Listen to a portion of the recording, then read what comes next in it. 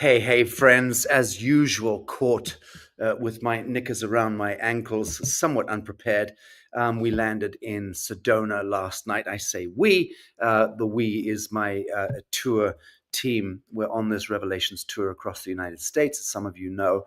Got off to a great start about 10 days ago. I can't remember exactly. Conscious Life Expo in Los Angeles with a tremendous turnout. And then we did Santa Cruz, and Foster Gamble came in for that, and then we did Joshua Tree.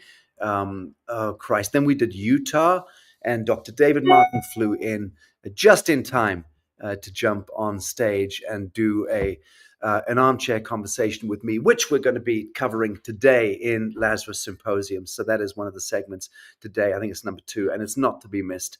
I think I'm pretty sure it's a bonus segment. But thrilled for me to have been able to catch up with Dave Martin after many years. We bump into each other from time to time on the circuit, but we've never had the time to sit down and reconnect in 17 years since we started working together in the proverbial basement.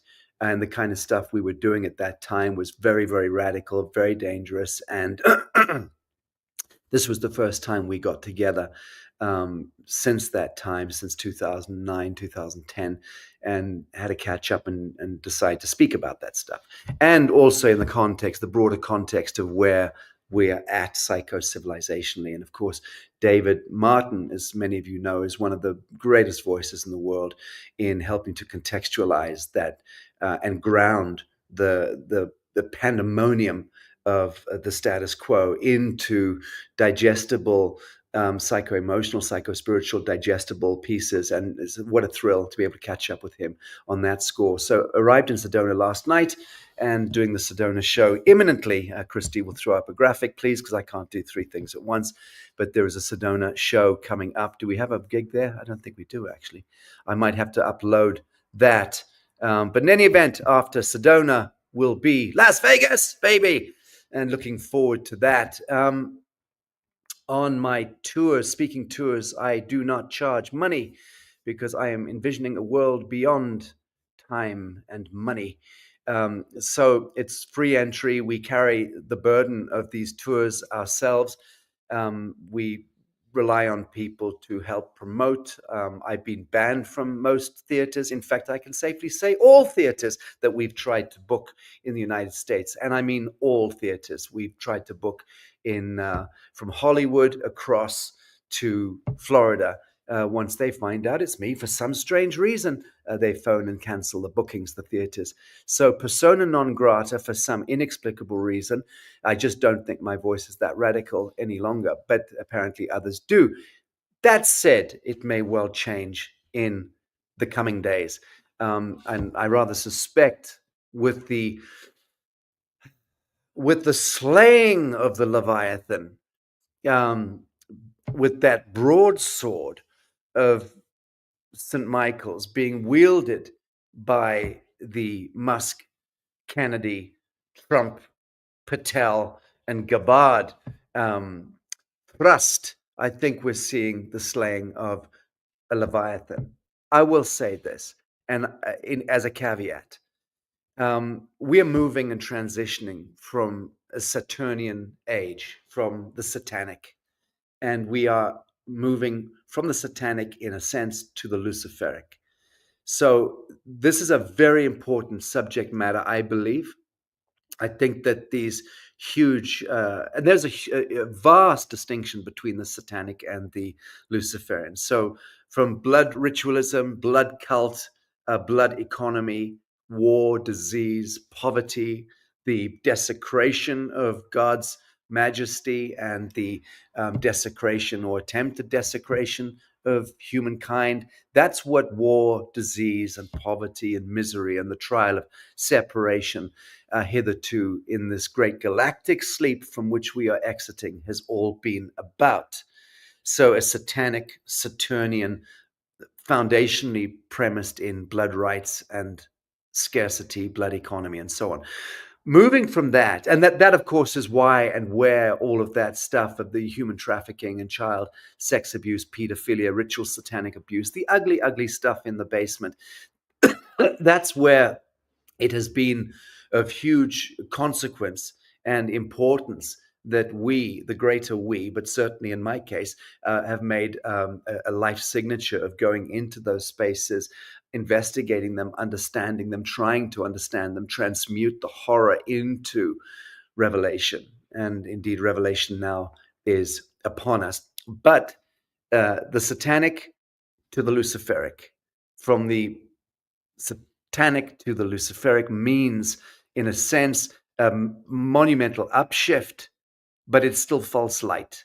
So this notion that that the taking down of the IRS and the Vatican and the takedown of the pedophiles and Jeffrey Epstein's island and all of that, this is great, but these are optics, friends. This is optics, okay? And this is not the cavalry.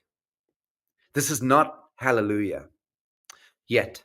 It is terrific, and no one more thrilled and excited than me, waking up every day, immediately grabbing my phone like some fucking Japanese, student, and immediately going into the TikTok routine because I'm so fascinated by the next move of the Trump administration as we take down this kind of wokest, Fabianist, liberal intellectual mayhem that really was on the cusp of destroying planetary culture. Seriously, it was so dangerous, and seeing how the magnificent disruptor Trump and the phalanx, the host of angels that are engendered behind this kind of energy form as a disruption, and with Musk and Kennedy and the rest, seeing that come in and doing what it's doing, more executive orders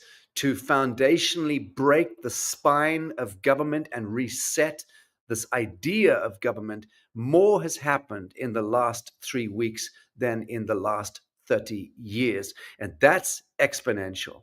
That is extraordinary. And we've only just begun. But I urge, and this is my message in my preamble to Lazarus, I urge all of us to be very cautious that we don't now be pulled into the dragnet of a new dawn that is a calculated, crafted, false light matrix that feels a whole lot better than the satanic that we've just emerged from, but is still a dragnet, is still a matrix. In fact, it's even more dangerous in a sense because it lulls us into a meta sense of security at the collective level of the Gestalt. There is a tremendous danger now that in the coming few years we become artificialized and transhumanized, without even knowing it, because we are being, in a sense, groomed into a new cultural and civilizational sense of safety, which isn't real in as much as it's still matrix, false light. That's the luciferic I'm talking about.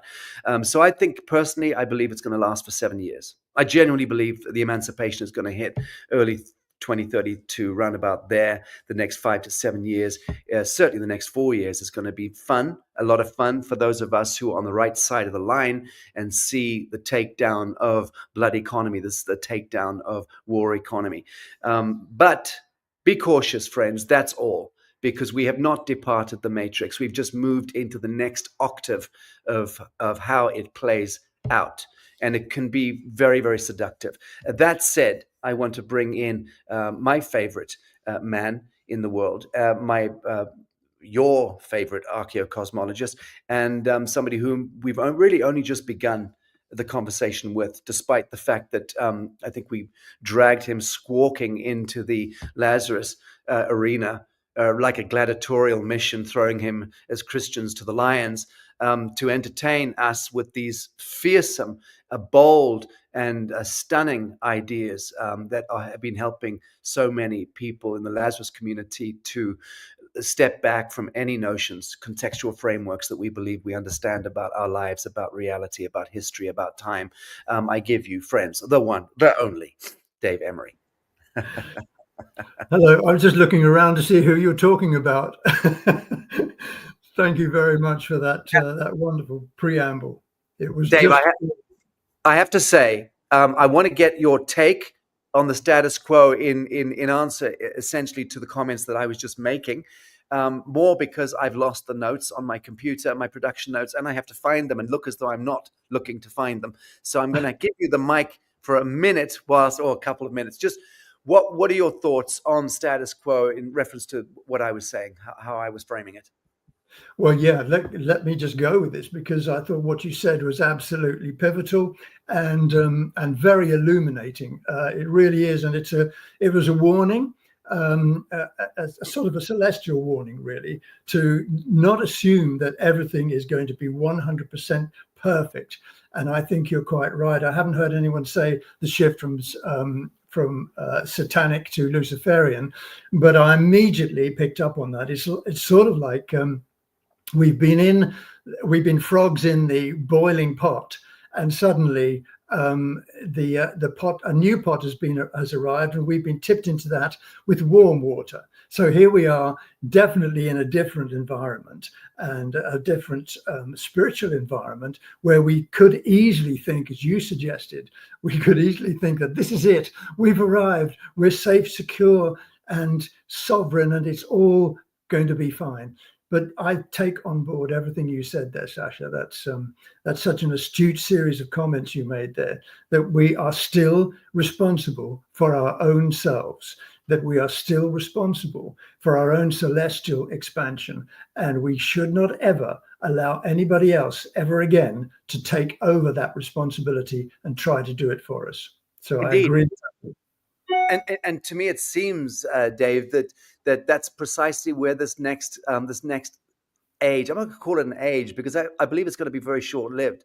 I think we're in for a very short period of transition and transmutation into transcendence. I don't think it's going to take a lot. I know enough about fractal mathematics and about MSET mathematics to understand the math and the geometry of collapsing time, how we've departed it, and how things are going to more or less play forward.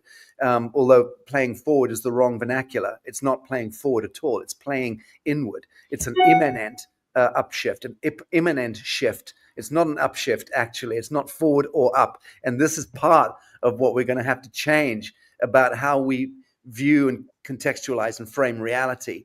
It is no longer moving from A to B along a linear path. There is no tomorrow. There's no horizon in front of us. There's no forward motion or inertia. It is all immanent. So it's a torus. It's moving inwardly, and it's moving that way. And you and I become the atom seed of that counterpoint motion now, which is an imminent thrust. The great awakening is this inner awakening, this great revelation. Friends, Dave, as you know, is the thought-provoking explorer of consciousness, seeker of truth, and a passionate advocate for sovereign self-awareness, as am I, as are all of you.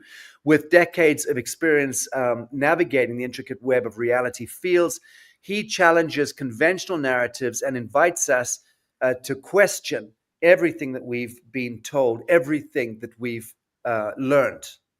And his very unique and grounded and noble perspective, I have to say that's why I love Dave. I've gone the distance with Dave and will continue to, as long as he'll have me irritating him, because he carries grace. And that's the same quality that emerges through the immanence I was just referencing. And the grace is an ever unfolding aspect. It's a quantum, hyperdimensional aspect. He is not capable of judging. I don't judge either. And when you move beyond judgment and identification into the immanent, you are always the student. You are more a student than a teacher, and yet your words matter. The resonance that issues through you, precisely because you are in that state of grace, has grounding. It has resonance, and it, through the empathic wave again, which activates in the Christ at heart, what you say, what you do, what you be, beams forth and becomes the agent of change. And Dave is very much one of those archetypes in this world, a man who must and will be recognized thus. His unique perspective does blend ancient wisdom, modern insight, and a very deep understanding of the interplay between AI, holographic projections, and human consciousness. And that's what we're going to be riffing on right now. So Dave's going to help us sift through the illusions that we may reclaim, so that we may reclaim our divinity, the divine mantle, and navigate the chaos of an ever-shifting world on ever-shifting sands. What say you, Dave? AI transhumanism, is it the true existential threat that some would have us believe, or is it simply an ephemeral piece that we needfully move through in order to further clarify the lens of our own supernature, our own divinity? Well, it's not ephemeral when you're in the holographic realms. When you're in the external domains, what we might call down here or up there or wherever it may be, we are locked into like a theatre show. And as I've often said to many people, it can't be ephemeral because when you go into a theatre to watch a play or watch a film, you have to do something which is very, very critical. And this applies to every single one of us. Otherwise, we can't live here. We can't experience in these holographic realms. What is that one thing we have to do when you step into the darkened studio or the darkened cinema hall? You have to suspend your disbelief. You know that the actors are not really actors. They're just performing a part. You've seen them before in other films or other plays. So you know that what they're doing out there is simply a demonstration, a play, a performance. But if you don't suspend your disbelief, if you don't actually begin to believe totally in what they are doing, you can't enter into the action. You can't become a part of the whole scene. You cannot become one with the action on the stage or on the film screen. So we suspend our disbelief. And although it might sound trite, that is exactly what we do in the holographic realms. As soon as we are born, we suspend our disbelief and we believe that everything that is around us is totally and absolutely real. We have to do that. Otherwise, we'll not stay in this place. We will simply not learn anything. We will not experience and expand our consciousness, which is really what it's all about. So what about artificial intelligence then? Well, remember that in the holographic realms, they are based upon frequency, which is the electrotonal oscillation and vibration of electromagnetism. And that is what creates the visions that we see, that we create ourselves through our own mind and through the minds of others. It projects onto a screen, which we call a radial body screen, which we all have. And that is how we manage to navigate and manifest everything that we think we see and hear and feel in our world. So can AI impact that? Well, of course it can. If you can fabricate an artificial mechanism for projecting, transmitting, and receiving energies in the form of light and sound, then you are able to impact the light and sound images that individual beings create, because we are projection machines, effectively. So AI can be very, very impactful. So what is the key between good AI and what we might call bad AI in the middle of our suspended disbelief? Well, that comes down to two very celestial, we might call them divine, aspects of experience, of consciousness. And they are intent and expression. And in the higher realms, it is known as God's intention, and it is known as God's expression. And if you want to break it down even further, what happens is sound is God's intention and light is God's expression. These are broken down even more into electric and into magnetism. So magnetism is God's intention and electricity is God's expression. One goes outwards into the universe, the cosmos, as thrust, that's the electric, and the other one is pulls back and nurtures and enhances, and that's the magnetic. And some people call that the alignment of masculine and feminine. So what's the big deal about intent and expression with regard to AI? Well, here comes the answer. Those who create AI have an intent. They also have an expression. They intend that something should happen and that the AI they create should express it. So what's the significance, the really big significance of intention and expression? Well, intention comes first. Sound always comes first before light. So intention is critical. It's pivotal. So if I am a very, very clever scientist somewhere in the Far East, shall we say, as an example, and I create an AI under authority of somebody who pays me to create it, they instruct me as to what the intention must be.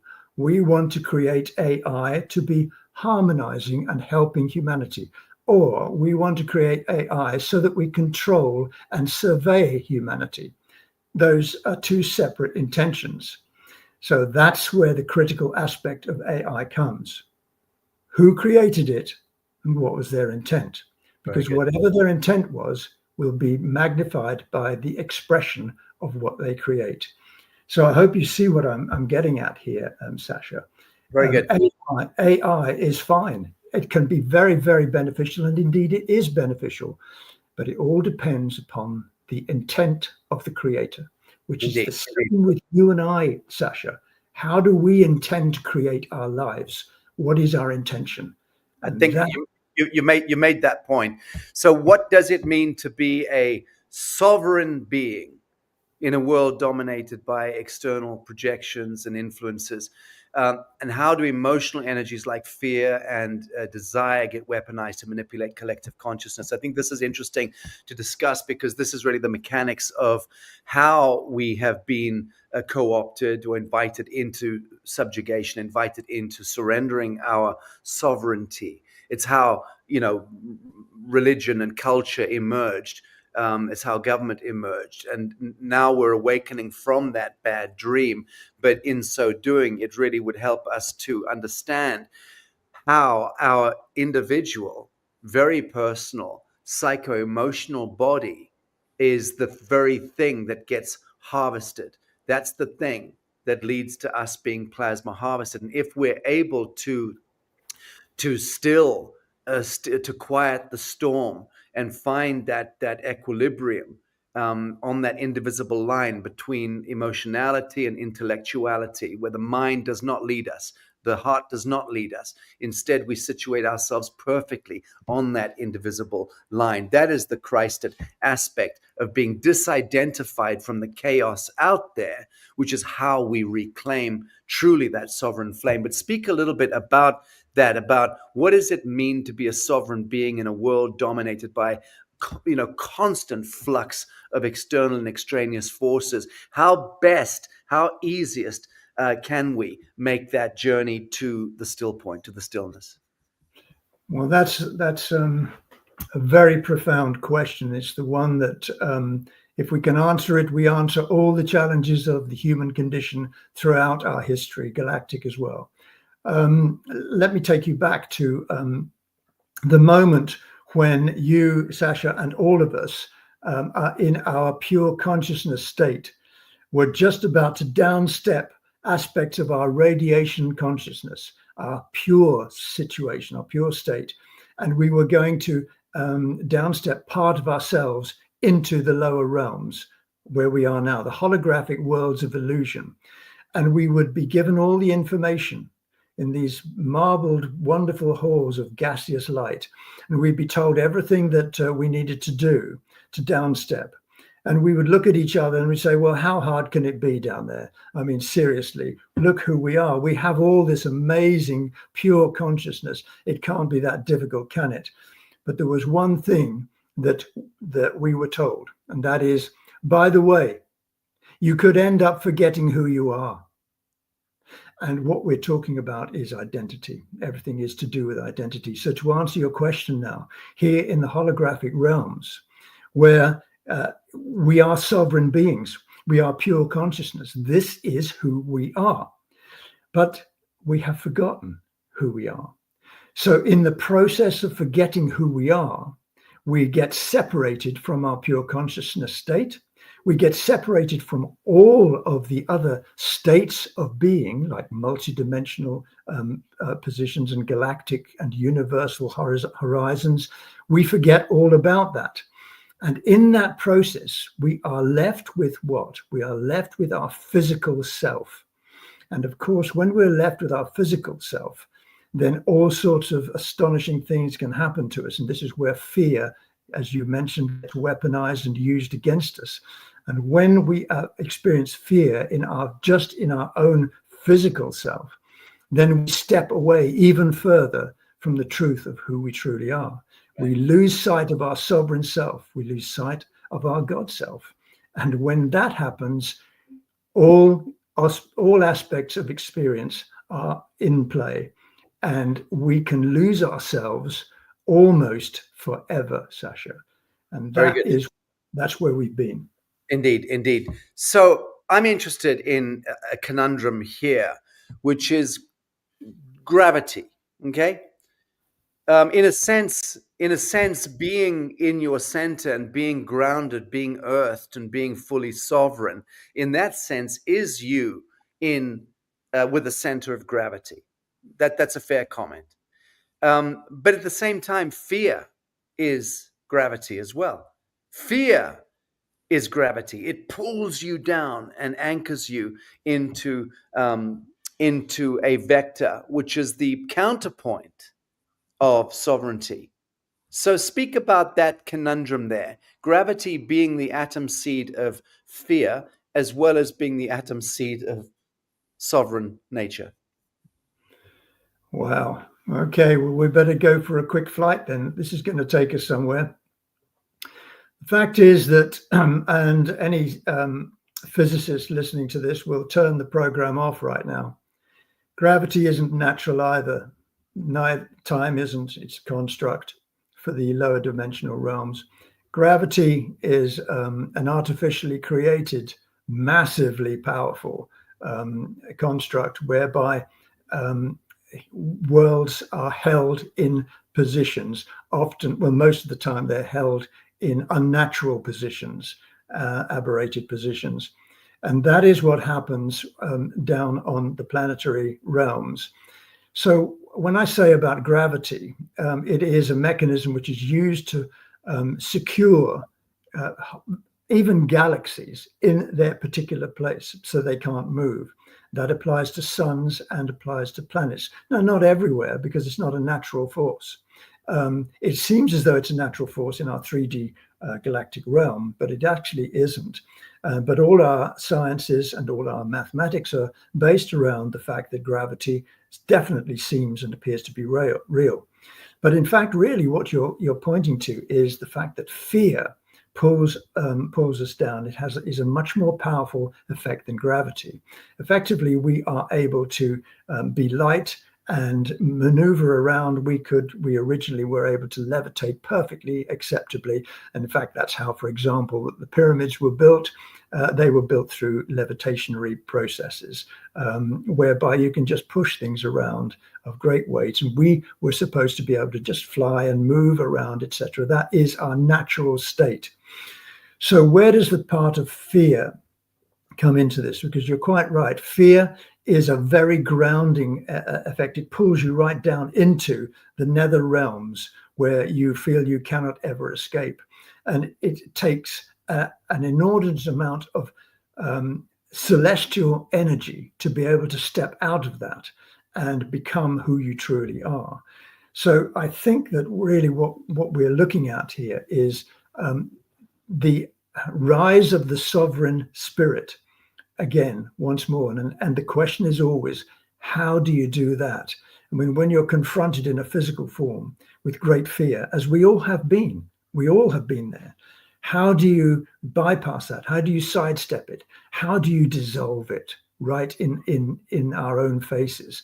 That is an issue which is absolutely critical, and it's aligned with knowing who we are, our own sovereign identity. And the first thing that we must be able to say in the face of fear is no, is to decry it. I know that this is sounding trite because it is so difficult, because we have been exposed to fear for 1,000,000 years, lifetime after lifetime. And this becomes a very serious challenge for us all. But I can tell you that we are all collectively beginning to rise above it and to learn how to manifest alternative from fear. Very good, very good. And I agree. It is it's the most difficult thing, and yet it's the most simple thing at the same time, is it not? I mean, when you get into it, just turning off that thing, just not going there, not situating yourself in fear, not allowing yourself to get subsumed or sucked into that vortex.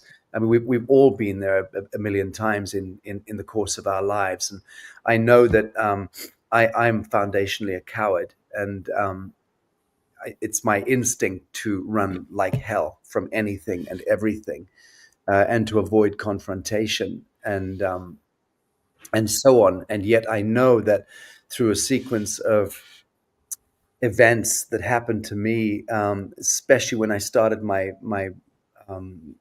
activism work. It wasn't activism work, it's not kind of peace diplomacy work, blah, blah, blah. In 1999, 2000, 2001, those 3 years were so formative for me, with such ghastly things that happened to me in the first really 5 years that I was doing what I was doing, that I recognized that if I did give in to that natural reflex of fear and of fight and flight, that my entire incarnation, my life, would amount to absolutely nothing. Nothing. It would be less than irrelevant if I couldn't somehow work past that. And so what I did was kind of engendered what I call a form of psychopathy. I became a kind of, not a psychopath, but I became someone who literally, just by force of sheer will, made myself go into the night, go into that valley of death. And I know that for me, Dave, and I'm using myself as an illustration because what you said is so important, and I want to illustrate it, to contextualize it. I know that when I went into the Great Pyramid to spend the night on my own, that was for me a turning point, an absolute turning point. Number one, don't like heights. And heights is not about getting to the top of the pyramid. Heights can also be when you're going into the Great Pyramid and you're looking down into that shaft, those stairs going down. It is very, very steep and it's endless. I don't like confined spaces. That's about the most confined a space as you're going to find on the face of the earth, with 1 trillion tons of granite above you, the biggest weight load of mass above you, and you are bacterium in the bowels of darkness. In those days in 1999, there was one long fluorescent bulb in the gallery, and that was it. So you had this kind of vague glow from the moment you came into the pyramid, had to make your way with a little torch, and there was nothing was lit. So putting myself into that compression point and then staying the distance and in the chamber and then waiting for dawn to then, get through this rite of passage so I could flee out. And that was the thing. I did try and flee at dawn. I thought, I've done it. I held myself, and then I made quickly to get my way out of the king's chamber all the way up. And that was when I got assailed by these, I don't know, kind of sentinel spirit forms that in the gallery prevented me from moving. And they fell out of the walls like these specters, smoky specters, these huge, all-powerful, archonic lords of time. That's what it looked like. And I was apprehended. I couldn't run. It was literally a, what do you call it when it's you have to get past a hurdle to get through it? It was that trial was set before me. And only when I relinquished the fear that was utterly devouring me, seizing me, and I let it go, it didn't belong to me, and I had to throw it down and let it go. Then they retracted back into the granite walls, and this obstacle course was clear. And then I was able to, in a measured way, walk through that gallery and then find my way to the exit, go up the shaft into the light.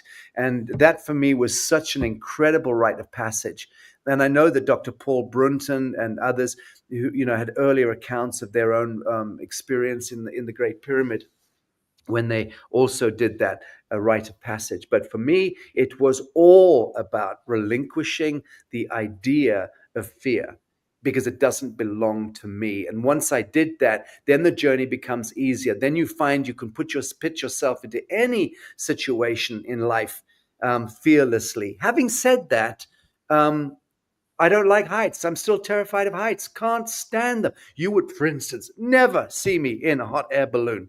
That for me is just like hell. The notion of being on a hot air balloon is for me literally hell on earth. I swear to God, I would rather die. So yeah, what gives? I still have fear, but I put myself into fearlessness in order to navigate life. Can you share any such anecdote? Because I, for one, would love to know more about your status, how you arrived at fearlessness. Well, I think your experience there was so eloquently explained and very powerfully transmitted. Wow, that was just something I can imagine being there. So the thing about fear is that, and I can give you some idea of something similar. The thing about fear is the ultimate ground zero of fear is to do with death. And death is to do with the final disappearance of all that you are, your soul essence. And deep within us, we have encrypted our pure consciousness of self, which is in fact eternal. But when we enter into the lower realms, such as this one here, which we've been in for so many millions of years now, when we enter into here and we come face to face with fears, and we all do, as you've just explained, then the end game of fear is that if you don't respond in certain ways, etc., to this fear, fight or flight or whatever it may be, you will then die. And that would mean that you are gone forever. You will never, ever be in existence again. That is the end game for you. And when you realize that your sovereign self is eternal, you can start doing what you did in the pyramid. You can let go. You can say things like no, or alternatively, I'm internal. I don't know who you're talking to or who you are talking to me about the fear, etc. I relinquish this fear because it is not real. I am a sovereign, eternal being, and I exist always. I cannot speak for you, fear. You are speaking only for yourself, and I am free and eternal. And certainly, I learned this in a couple of experiences that I had with regard to being extremely fearful. And those were to do with what we might call creepy crawlies. When I found myself, long story, in a pit with centipedes, and I'm pretty certain there was lots of snakes in there. And that was my own particular terror. I was extremely, extremely frightened. And suddenly I got, if you like, if I got angry, but in a very assertive and, shall we say, divine sense. And I said, no, I'm not buying this.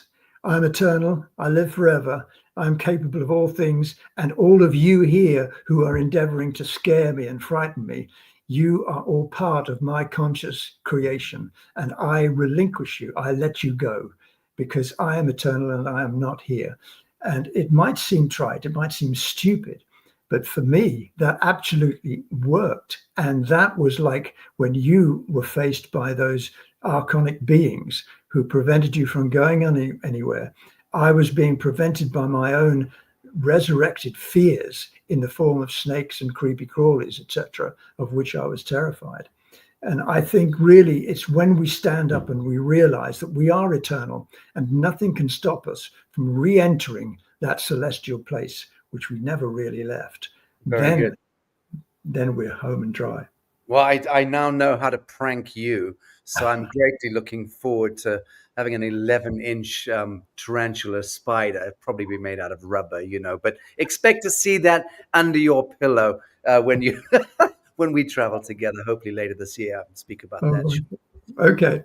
Let's talk about historical and cosmic contexts. What is the significance of historical events like the Babylon massacre or the Sumerian invasions, for instance, in shaping current reality? Let's look at that. Let's look at those huge epochal event horizons that did really cause a cascade into the current day, and how those trauma patterns and what have you at the fractal level remain firmly embedded in our quintessence until we address the meta and a meta understanding of context. Well, of course, the things really went belly up around about 12,000 years ago, and we entered what we're told is the Stone Age, conveniently forgetting all the wonderful civilizations that existed before. But of course, after the Great Flood, which was a real flood, a lot of the real estate was cleared, literally. And although it wasn't one of the greatest floods ever in our history, it was enough in our civilized world at the time, which was Egypt. It was enough to reset civilization in a very big way. And it also meant that we had no more access to free energy, healing, interdimensional transport, the effect of getting rid of gravity so you could build things. We were basically reduced to being just physical specimens. Now, into this particular experience, around about 9,000 years ago, there were the Sumerian invasions. No, they weren't 3,000 or 4,000 years ago, like we've been told. And all sorts of wonderful things happened around about there, and the pyramids were built, etc. That's not true. These invasions happened 9,000 years ago, and these basically terrorized humanity. And of course, you can terrorize humanity and make them very fearful, but that won't shift anything to do with their DNA. It will just make their behaviors readjusted. But if you want to affect their DNA, then you have to do something really spectacular. And in fact, many things were done in those days. Around about 4000 BC, there was the Babylon massacre. It was a Babylon massacre, but it was really heralded by the stories later of the Tower of Babel, whereby humans wanted to speak to God, so they built a tower to get close to him. And God got very annoyed with their temerity, and he destroyed the tower, and he made them all talk in different tongues. Okay, well, the real story behind that is that there was a war going on between two of the multidimensional collectives. One was the Jehovah's Anunnaki, and the other was the Thoth Enki Luciferian Anunnaki. There was also another group in there called the Marduk Enlil Anunnaki, and they were all at war. And one of them decided that they'd nuke the whole place, but not with nuclear weapons, with sound pulse radionic weapons, which would destroy Babylon completely, and of course get rid of all of the human hybrids, the Leviathan forces of that particular multidimensional collective. So they unleashed this weapon. Now, what this weapon did actually, because Earth is a bioelectric organism, it is a bioelectric organism, which means that every single life form on Earth is also bioelectric, as well as spiritual, of course. But the bioelectric connections between Earth and the life field were separated, not quite severed, but separated. And as a result of that, in our DNA, our language patterns were distorted hopelessly. So that happened in 4000 BC, around about then. And that was when we started to have to learn new languages. And curiously enough, all of our languages around the world began at around about the same time. Of course, our experts don't really, figure this one out.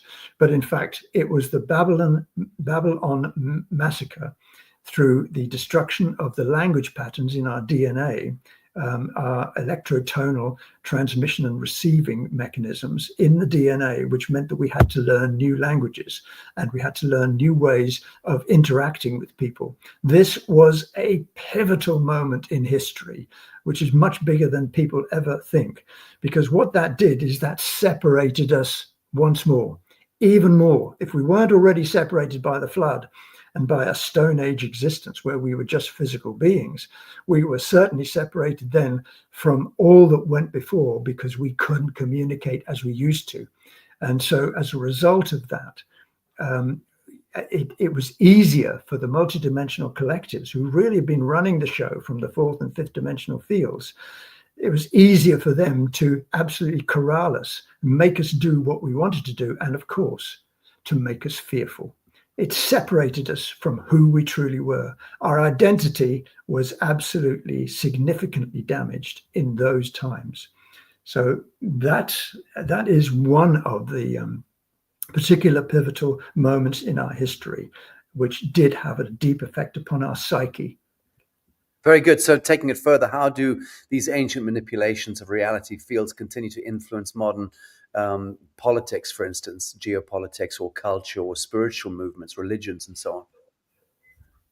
Well, most of them these days are to do with identity, and they have been for quite some time. And we all know now the dynamics behind controlling our own identity, our own awareness of self, which has never been wanted by the multidimensionals or by their human hybrid elites who run the show on Earth for them, or did until quite recently.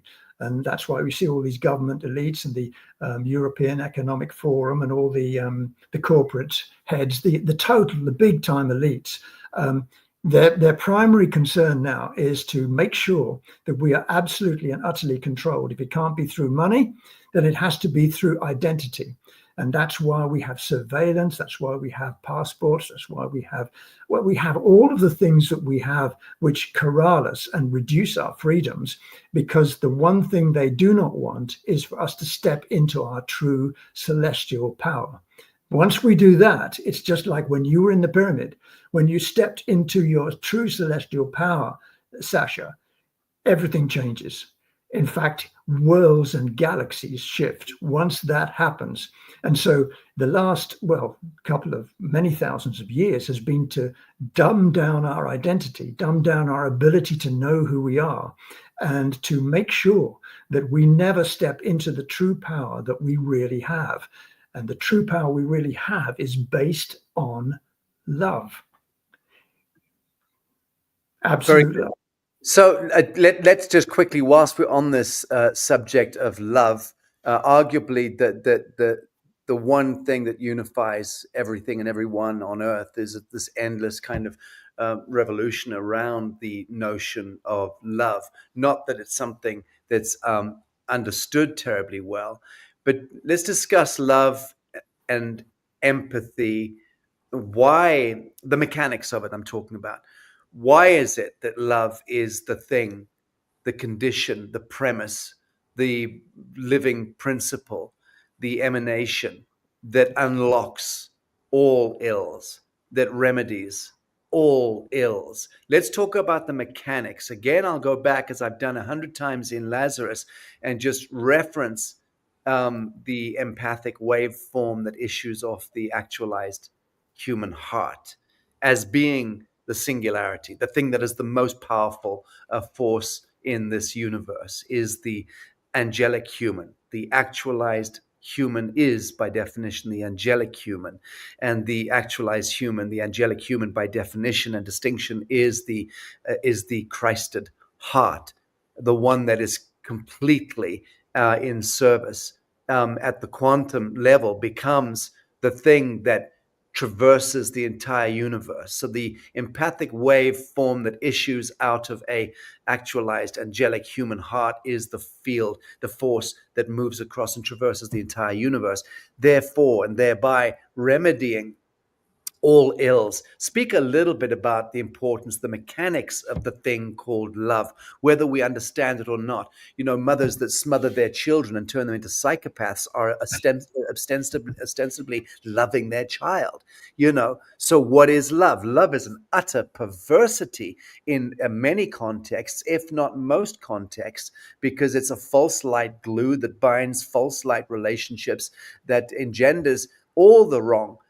stuff in our in our path toward emancipation. So speak about the true mechanics of this thing called love. Wow, you've just eloquently explained so much about it anyway, Sacha. Respect for that. The thing is that if you can climb on the wagon which says that we are pure consciousness, we are the radiation output of pure consciousness, which means that we are, and you quoted it actually yourself, we are the living presence. We are the living presence of the living essence. And we are essences of absolute love. And it is in a sort of a radiation sequence. That's the really only thing I can say, which is, of course, a wave and a particle, as we talk about sometimes in our physics down here. It is a real demonstrable thing, the living essence, the vapor flows of living essence, the rays of love. And these are outpictured from, like you just said, the angelic human heart in waves and particles, and they are transmitted and they are received naturally and wholesomely in every way, and they encompass a wide variety of different aspects of that absolute love. They're all connected. For example, compassion. Compassion is a very, very powerful aspect of that love. What we've had down here, of course, in our lower domains, is we have had, like you've just said, the distortions presented. Now, why would there be distortions? How could you possibly have a distortion of the living presence, which is the living essence of absolute love? How can it be distorted? Well, it was distorted through things like we've just been talking about, through fear, etc., so that we would have a completely inorganic view of what love really is. And as you can see, for many years now, our conception of love has been manipulated and has been publicized as something that actually most of the time it simply is not. And so we get the distortions through our distorted view of love. We get the distortions of our behavioral responses to it. For example, you said that the mother who smothers her child, and he then has a distorted view of what love is. And he either tries to avoid that in his life, or he seeks it in his life, not because he wants love, but because he wants to have the remembrance of how he was treated, or to forget how he was treated when he was younger. And so that life moves on, creating and creating and creating according to a distorted view of the absolute love of pure consciousness. That is one of the things that we've had to navigate down here. And it has been an absolutely huge thing to try and come to terms with. And I don't have any doubt in saying at all that I personally have had some challenges in all of that too. Very good. Someone's just put a comment here, which I think is very, very worthy. Mary Marlowe, love this comment and thank you for it. Love is the river of energy that flows from the heart of divine architect. I love that. And there's a couple of other bits here. How do I get back to the live? Someone else said something here which I really like. It says, Mary also said, it either swallows you or you repel it. Someone else said something very powerful here. Love is creative energy and preservation energy. Yes. Love, boom, boom, boom. I'm so sorry. I'm trying to find. Love is, true love is interaction, and false light love is transaction.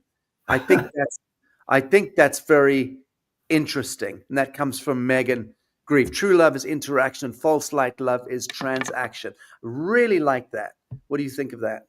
I think that they're both brilliant. Yeah. And the interaction, the transaction, it's so supreme, that is. And if I can just add to that, if I may, in the very higher realms, when we have two beings wanting to align their love, etc., in a physical sense, it is the alignment of their particle base. So they merge their particle base completely, so that all the particles and all the waves come together as one, and so that two individual separated beings become one in actuality, shining and radiating the alignment of all of their particles in that demonstration of absolute love. Very good. Love it. Very good. So let's move to the current day. We're beginning to wind this fabulous conversation down. Let's move to the current day. What role do figures like Trump, Musk? I just heard, incidentally, I confess I was skiving whilst you were speaking momentarily because a flash came up on my phone saying that saying that Trump had just sent Zelensky out of the White House. Told him his car is waiting at the entrance of the West Wing. He can leave. He was dismissed, and he can come back when he's ready to discuss peace. I mean, I think that's exactly what if that's true, I'm a happy man today, because I was waiting for someone to bitch slap that turgid little poofter. Have you seen him dancing? Sorry to bring that into this noble conversation. Have you seen the film footage of Zelensky when he was a performer, a dancer, and doing belly dances in his spandex costumes? Not a joke. Absolutely real. I had my tour last year. I had clips of Zelensky doing his these things surface, as they did with Barack Obama and his homosexual memberships to the gay saunas in Chicago with Rahm Emanuel back in the day. That all surfaced a few years ago. Anyway, I digress. I'm trying to bring the conversation. I'm trying to bring the noble conversation, Dave, back to the squalid enterprise of contemporaneous politics and where we're at today, navigating the cosmic game, reclaiming divinity. What role do figures like Trump, Musk, and others play in the larger game of awakening and control, whether they know it or not themselves? Well, that's a great question. And of course, it is fascinating to be able to watch what's going on. Not that you can believe everything you see on MSM, of course, but certainly everything is up for grabs now. And let me just say that every single elite politician of the very highest levels I'm talking about here, and elite everything that run this showboat of the world, each one of them are members of a Leviathan force. And these are the human hybrids who were created specifically to run the Earth show, the theater show of Earth, on behalf of the multidimensional collectives who wanted to control the Earth resources and the Earth's bioelectric frequency field. They would do it through the human hybrids. Now, of course, back in the day, because of the situation, the historical situation, things were not global. But now we've got global issues. And I can tell you that many of these human hybrid elites are representing the energies, not necessarily the multidimensional collectives, because a lot of them have gone now. But they're representing the energies. They've been left with the energy floating around inside their own systems, and they don't honestly know what to do with it or how to respond to it. That's why there is so much confusion. And then into the confusion comes some alternative being, such as Trump, etc., and Musk, who actually manages to align with what the freedom seekers want. The people who are awakening, they start to talk what we would call common sense. And that appeals to people who are awakening. But all of the other elites, they are locked into their energetic protocols, which they have been entrained to live with, and has come through their bloodlines in their families. Most of them, they're so connected with that. That's particularly so for the royals. They don't know which way to turn. So if you wanted to know who some of them were, for example, the UK government at the moment, the Marxist government, is Luciferian. A lot of the Congress in America are or have been draconian, Zeta draconian. And that's why they slipped into Satanism, etc. A lot of people also involved with in the Middle East, for example, are draconian in their energetic responses. And you can see that everywhere. That includes Ukraine. That does not include the Ukrainian people. I'm talking about elites. I have this conversation with people and they get very uptight about this. I'm talking about the elites. Yes. I'm not talking about the people here. Which is why the seal of Moloch is the sigil of Moloch is the seal of modern Ukraine on the flag. It's insane. It's right there. Nothing to do with the pulse of the common people. Everything to do with the controlling interests of those common people. So well said. Yeah, no, absolutely. And so consequently, what you've got is all of these characters, these elite characters, poncing around, excuse my phrase here, but poncing around on the world stage on the red carpets, trying to convince everybody that they are right and trying to convince themselves that they are right at the end of their own tether. And they know it. They know it. Yeah. The thing about Trump is, I mean, Trump could be regarded as a Jehovian, as he is by many people.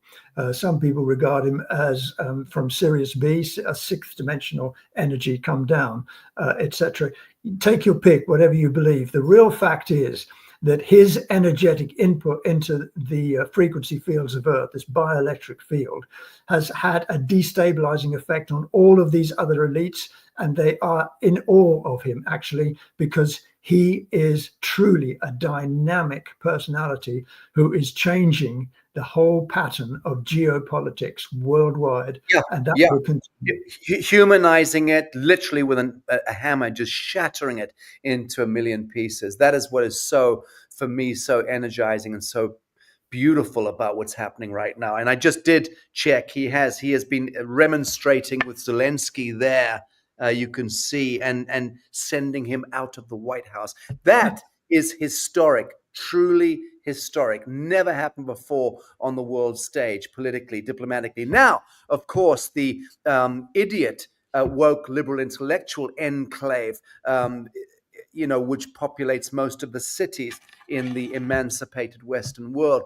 Most of those wokest liberal intellectual morons will be absolutely frothing at the mouth about this. This is a shock. This is an abomination. How dare the leader of the free world turn away the... Yeah, exactly. That's the point.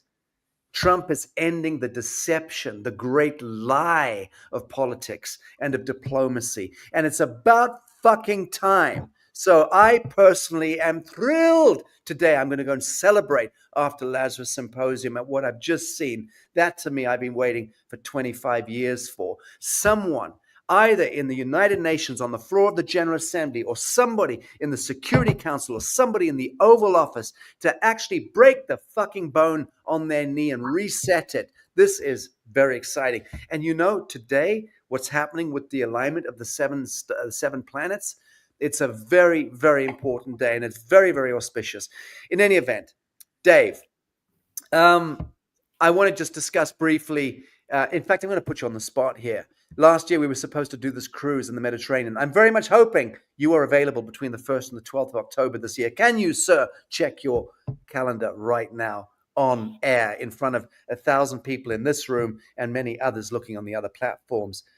I want to know. Well, I will have to confess to you, I don't have a diary and I don't have a checklist, and I don't even have a shopping list. So all I can say is that if you wanted me for that time, there's nobody has put anything into my diary because I don't have one. All right, done deal. Friends, I'm going to be adding Dave to this graphic because I needed to speak to him to get his permission today. I've been on the road for the last couple of weeks since my producer, Susan Shumsky, of this New Earth Horizon seminar at sea God bless Susan. She's incredible. Scott McKay is joining us. Dave Emery is going to be joining us. The graphic will be put out later today on social media. I just need to make sure that he can that first the 12th doesn't conflict with grandchildren's birthdays or anything, but he's just basically said it. He's going to be joining us. Margot Anand, my beloved friend, who is the great Tantra master, great spiritual and consciousness teacher, and has been thus for half a century, is joining Patriot Street Fighter legend Scott McKay and myself and Dave Emery on this New Earth Horizon seminar at sea. It's going to be 10 to 12 days. What first of the 12 days? There you go. Greece, Egypt, Cyprus, and Turkey. We're going to be disembarking the ship on multiple ports in order to go and see these ancient sites and sacred sites.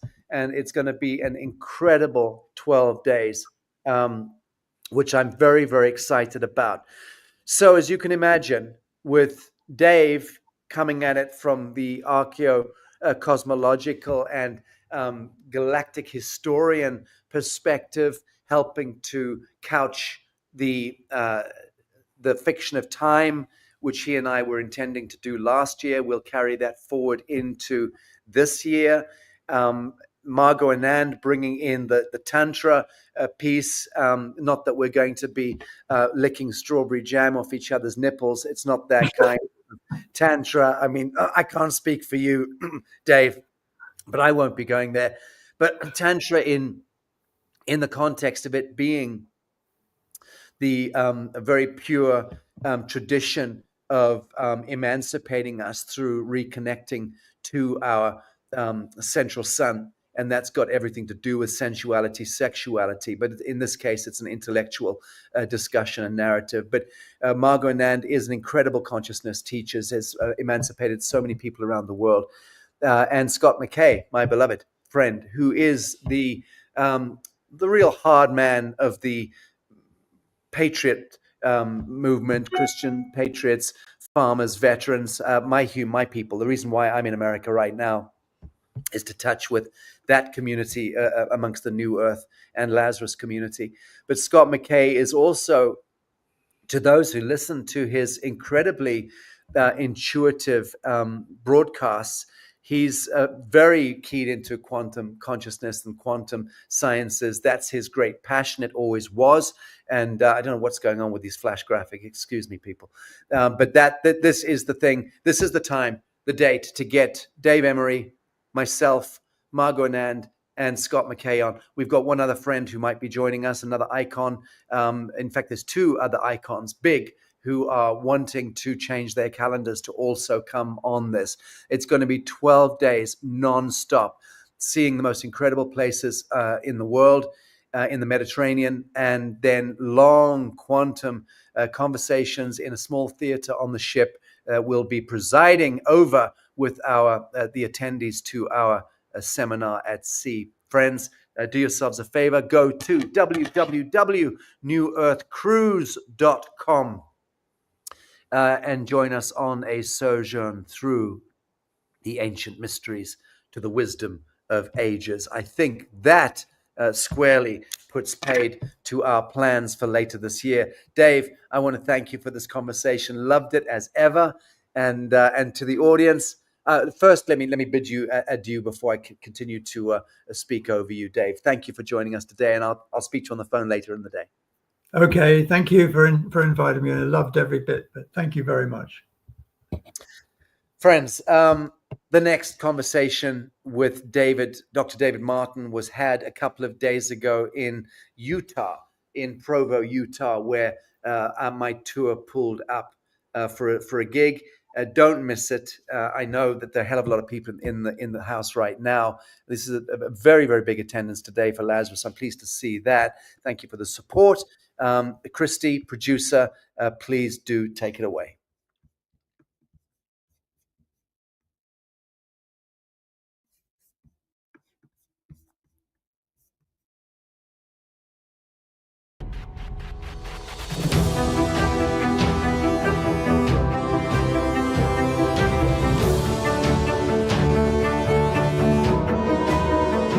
Hello, friends, wherever you are dialing in from around the world. And I know we had an inordinate amount of people wanting to see the conversation which is about to be had. We are in a large hinterland surrounded by the snow peaks of Utah. We're in a place called Provo. Not that far, it should be said, from Salt Lake City. But we really are in the middle of America in that sense, and I couldn't be happier to be here with the thrum, the pulse of Middle America, one way or to other, emerging as a sacred flame to ignite the hearts of humankind. We all know that Washington District of Columbia and its long-standing hegemony over reason and over peace and prosperity. I say hegemony, it's worked against the spirit and the flame of humanity, which it was ever intended to do and to be. Washington District of Columbia, that godless leviathan that is now being slain and laid to waste by the extraordinary disruption of Trump, Kennedy, Musk, Gabbard, and Patel, and others. It is a sacred moment, a sacred time, resultantly, because everything is going to be changing in this world. Everything is going to be changing in this world now, one way or the other. We're seeing in a matter of 10 weeks, we're seeing a century being dismantled. Be sure of that. And as that century, going back really to the onset of, you could loosely call it the Rockefeller or the Rothschild Compact, which was the Sabbatean priest-banker class of both visible and invisible masters, taking humankind by the carotid artery and slashing that artery. We have bled civilizationally, culturally, at every level. We have bled. We have been poisoned systemically in the last century. It has been, by my reckoning, the mainstay of the last century could be described as systemic poisoning of the emergent angelic human. And there's a good reason why certain elements, both terrestrial, inner earthly, and extraterrestrially, there are reasons why, and these are epochal reasons, why humanity has been in the crosshairs of the cosmic and galactic assault, why earthly proxies of very dark lords and dark forces of contrast and of shade have sought to extinguish the flame of humankind. We represent the greater galactic planes. We represent this quadrant of the entire universe. The human being in the here and now is the immanent template of all that is good, all that is godly. We are the ones who will lead the ascension, so to speak. It's not a term I revere too much, but be sure that the revelation that is upon us now is leading to a complete upshift, a dimensional upshift in that sense. We all feel that. I know that everyone here feels that. It's why we've gathered. I am happiest, of course, today because I'm with a brother in arms, somebody who I've known for 2 decades and who I've loved for 2 decades. And it's not often that we get a chance to see one another. The last time was he was in Austin, Texas. And yes, that was the voice of God there. Yeah, off screen. That was the voice of God. It was last time was in Texas, I think the year before last, when I think we were meeting with BlackRock executives, amongst other people, as I recall. It was very interesting meetings were had at that time.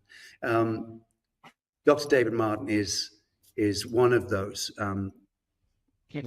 weirdos. I don't know how else to put it. I've never regarded him as an earthling.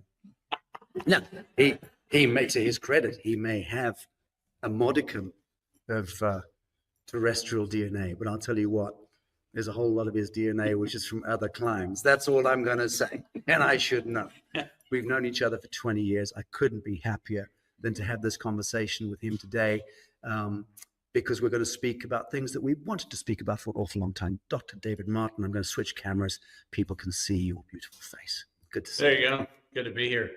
And just to set the stage, because one of the things I think we have lost in the giant conversation around the capacity of humanity.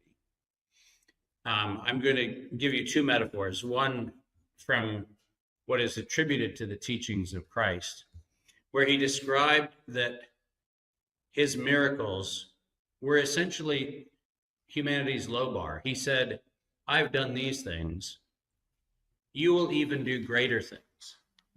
So I'd like us to at least hold for the next few hours the possibility that that was an instruction.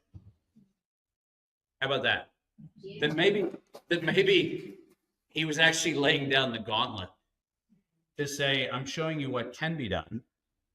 Now, like, bring your A game.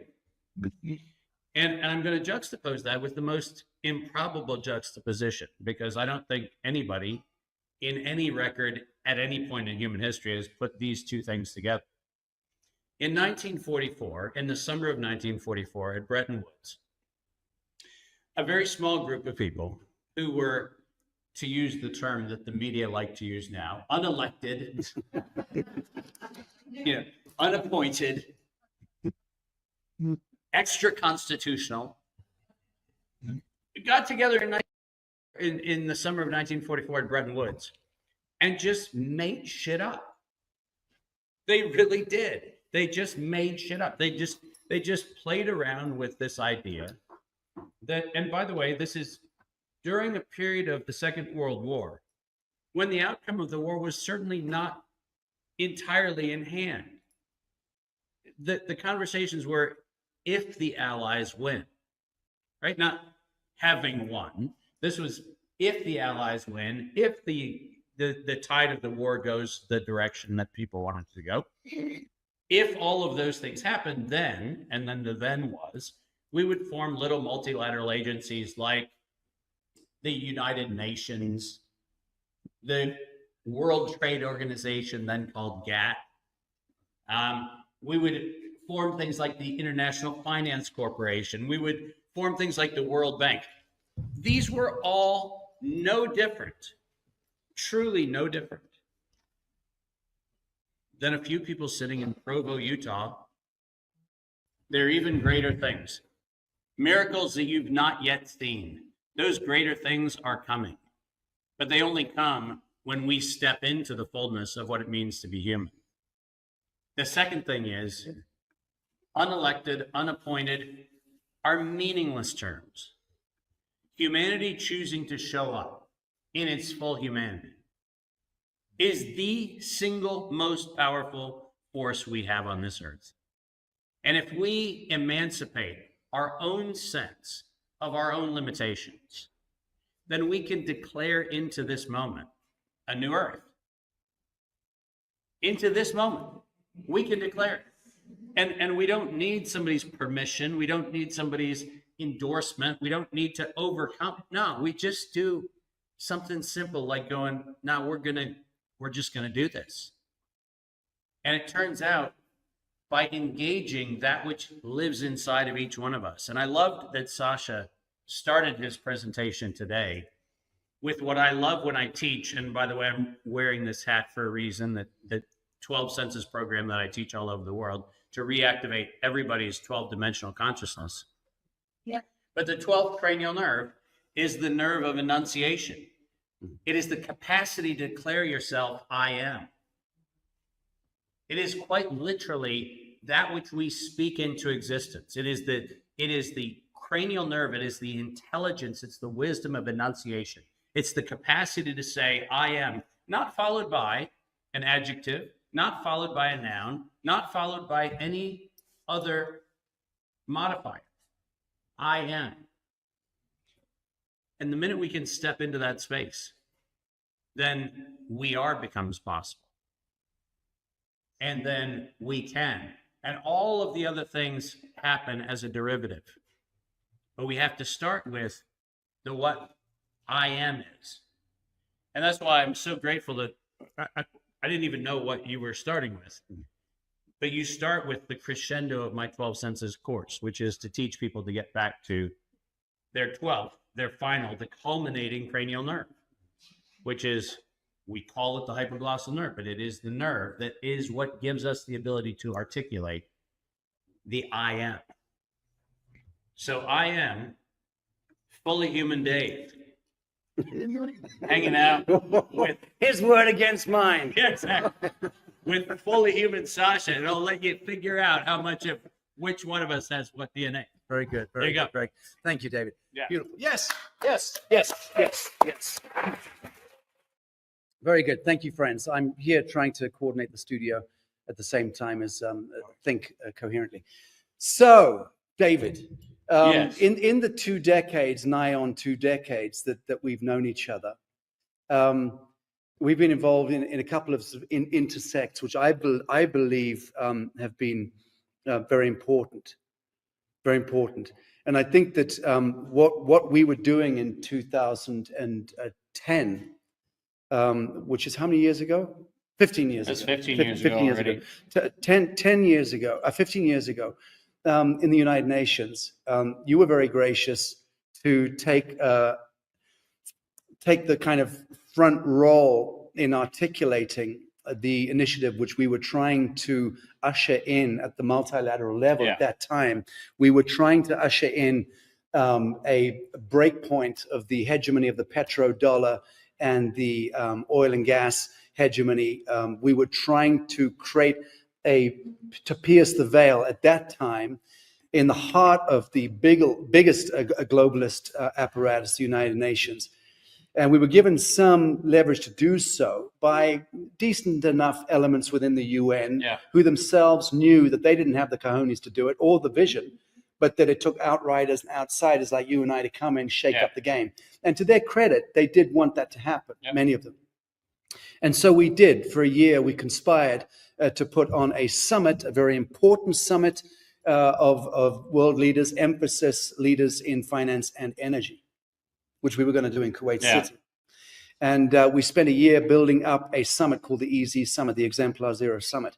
What David and I did was put together a finance trust called Exemplar Zero Global Infrastructure Finance Trust, which was EZ Gift for short. It was a great name, great brand.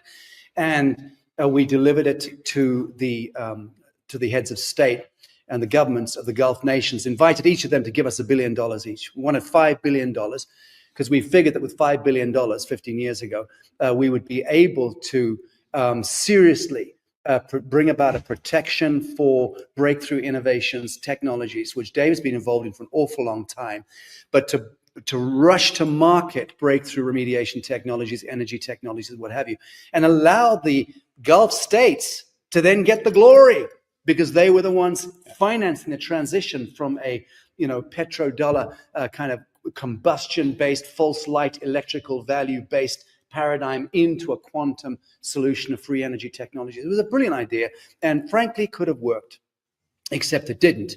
And 10 days before the summit, a SWAT team was sent in, arrested our team in Kuwait City, and I was thrown under the bus by the United Nations, essentially, and blamed for breaching protocol. I think I called 1 or 2 prime ministers motherfucker on the telephone, and then we did, in any event, in 10 days, we did manage to pull off the summit. Dave flew in, and we managed to put on our little summit anyway at the United Nations Millennium Plaza, and some good folks turned up, not least of which the then Mongolian president, who we were friendly with, sent his chief of staff to come and stand sentinel with us, which was a very decent thing to do. In any event, we did launch our initiative, we delivered our payload, and then we exited the United Nations because it was clear that it was far too weaponized and would have been actually very dangerous for us to continue at that time. But in any event, what I want to get to is, in your considered view now, 15 years later, what the kind of shenanigans which we were getting up to in the multilateral basement, we did everything in earnest on our own dime and with the best will in the world to change the status quo. Did we change the status quo? Unquestionably. You know, it was funny. If you listen to SACHA in our earlier conversation today, you realize that as strange as this sounds, we are two men sitting on this stage. We do not have an entourage. Speak for yourself. I've got an entourage. Put your hands up. Okay, I don't have an entourage. We don't have an entourage. We don't have, security details and weapons and everything else. Have you seen behind that curtain, David? We represent what the incumbency can ever even aspire to have. And this is very important. We brought into a place that is derelict of accountability and integrity and humanity. We brought a very simple truth. And the truth was that there is a right action to be done. There is a right way to do that right action. And we didn't need somebody else's authority to do it. We knew that it could be done. And ironically, what you'll find is that the illusion of the incumbent power structure has as its only currency fear. That's the only currency they have. And when you don't respond, I mean, listen, the number of times, and SACHA was not directly involved with this one, but it's important to realize in 2002 and 2003, and you can go back and look online and you can look at the Wall Street Journal articles and all the different mainstream media articles about me and my company back then. But when we were taking on, at the time, the second largest white collar crime in US history, the number of people who kept telling me I should watch my back and I should look out for this and I should look out for that. And I said at every one of those instances, two very important things. Number one, I'm going to do what is right. Period. That's it. Not elaborate. And by the way, not explaining it. It's right because it is. Not because it's my opinion. It's right. I'm going to do what is right. And I'm going to speak the truth. Those are the two things that I'm going to use. And it turns out that I would go as far as to say that the outcome of the recent election is in part because of what we did. I agree. Where we sat back and said, normal, not beholden to financiers, not beholden to incumbent power systems. You know, SACHA and I sit on this stage as some of the probably only people I know who have not taken money to actually promote our causes or our initiatives or anything else. I am very fortunate to have a wife who, by the way, says hello from Australia. How to God love her. She's actually a bigger fan of SACHA than me sometimes. And I don't know what happened in Austin. All I know is I was told to give him an extra long hug. I don't know what it's about, but I mean, I am very fortunate to have someone in my life who is willing to, say our life, our fortune, our resource is for humanity. And guess what? We'll go ahead and go to the mat, and we'll go with no one standing with us, with some people standing with us. Doesn't matter, because the right thing will be done. And here's the part that really terrifies the incumbency. The right thing is also provisioned. Did you hear what I just said? It's provisioned. Now, does that mean that we've always had an unlimited budget in the classic sense of the word to accomplish a mission? Absolutely not. In fact, I would go as far as to say that part of the reason why we've been effective is we haven't used the coin of the realm to achieve the truth. We've actually used something else, which is integrity, fellowship, brotherhood in our case. The things we've accomplished, you could not get a budget from an NGO or a multilateral agency to accomplish what we've done. But it's because we haven't had that we also can't be stopped. Right. And so there's this very interesting thing. We're the living proof. We truly are the living proof that the coin of the realm is part of the curse. Mm-hmm. So guess what? Mm-hmm. I'm not suggesting that you don't use it for the utilitarian value it has, because it does have a utilitarian value in the transition we're in. But I am deeply suggesting that the minute we decide that our capabilities to act are beholden to the coin of the realm, and we can't act unless we have it, shame on us. Mm-hmm. Mm-hmm. Shame on us. Because we are called to act. We are called to do what is right. We are called to do what is filled with integrity. And that is not a request, and that is not pursuant to funding. Act, do what is right, and that action will be provisioned. That simple. Very good. Very good. I'm keen to know what your reflections are over the last couple of weeks. I mean, obviously, we're seeing a very coordinated, premeditated, and concerted effort at slaying a multifaceted Leviathan, something that is very dangerous. It's been cornered for a long time. But we are seeing literally every single day, not just a salvo, we're seeing blistering, seismic, full frontal takedown of these primary arms, legs of the deep state. It's happening in real time, isn't it?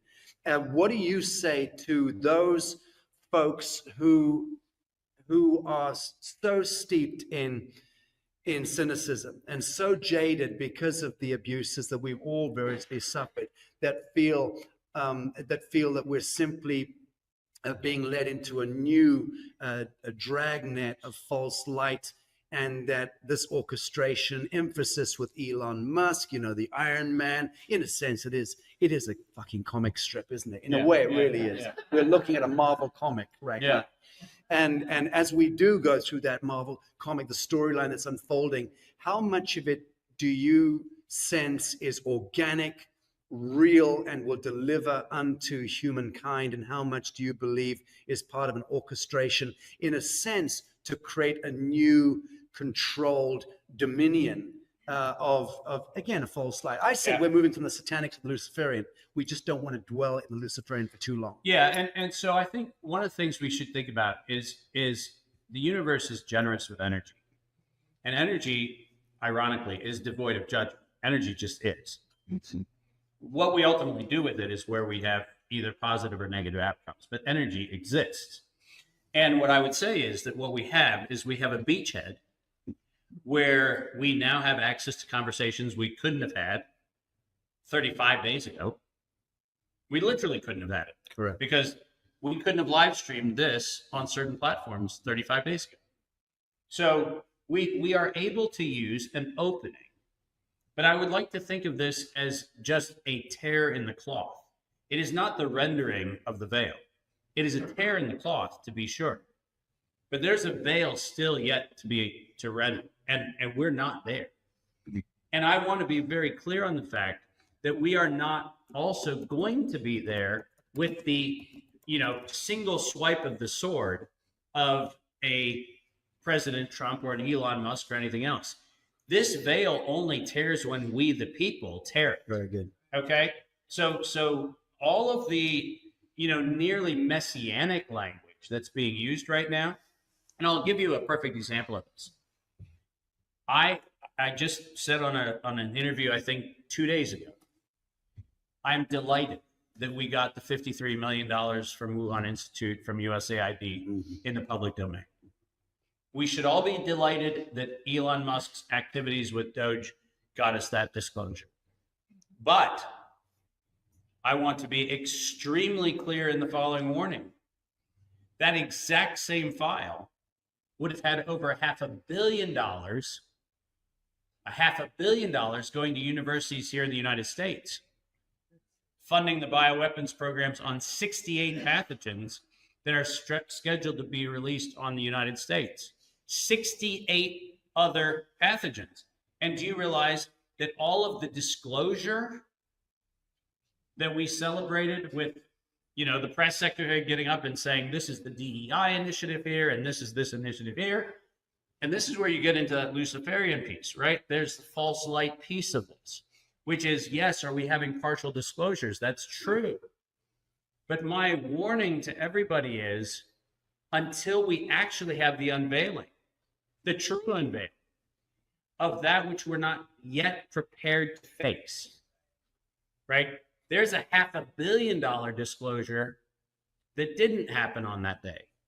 And I don't know how you feel mathematically about what I just said, but $53 million going to USAID Wuhan and a $500 million going to the University of North Carolina, Chapel Hill and its cronies around the bioweapons programs, and DARPA and its bioweapons programs through the P3 programs.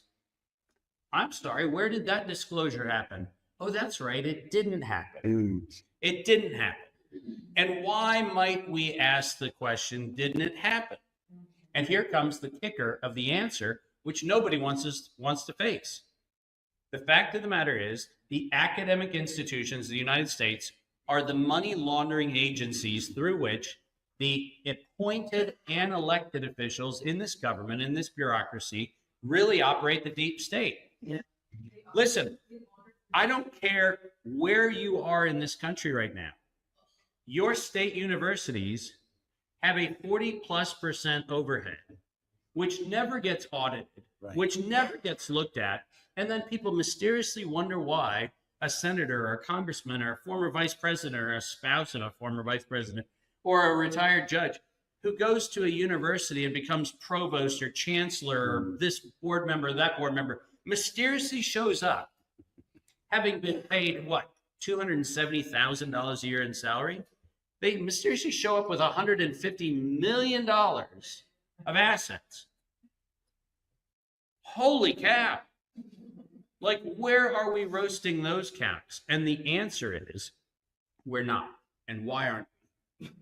We aren't because if we go back and we look at what was established at the turn of the last century, and by that I mean from 1904 to 1913, the university systems in the United States began a process of money laundering, which was solidified in 1980 with the Bayh-Dole Act.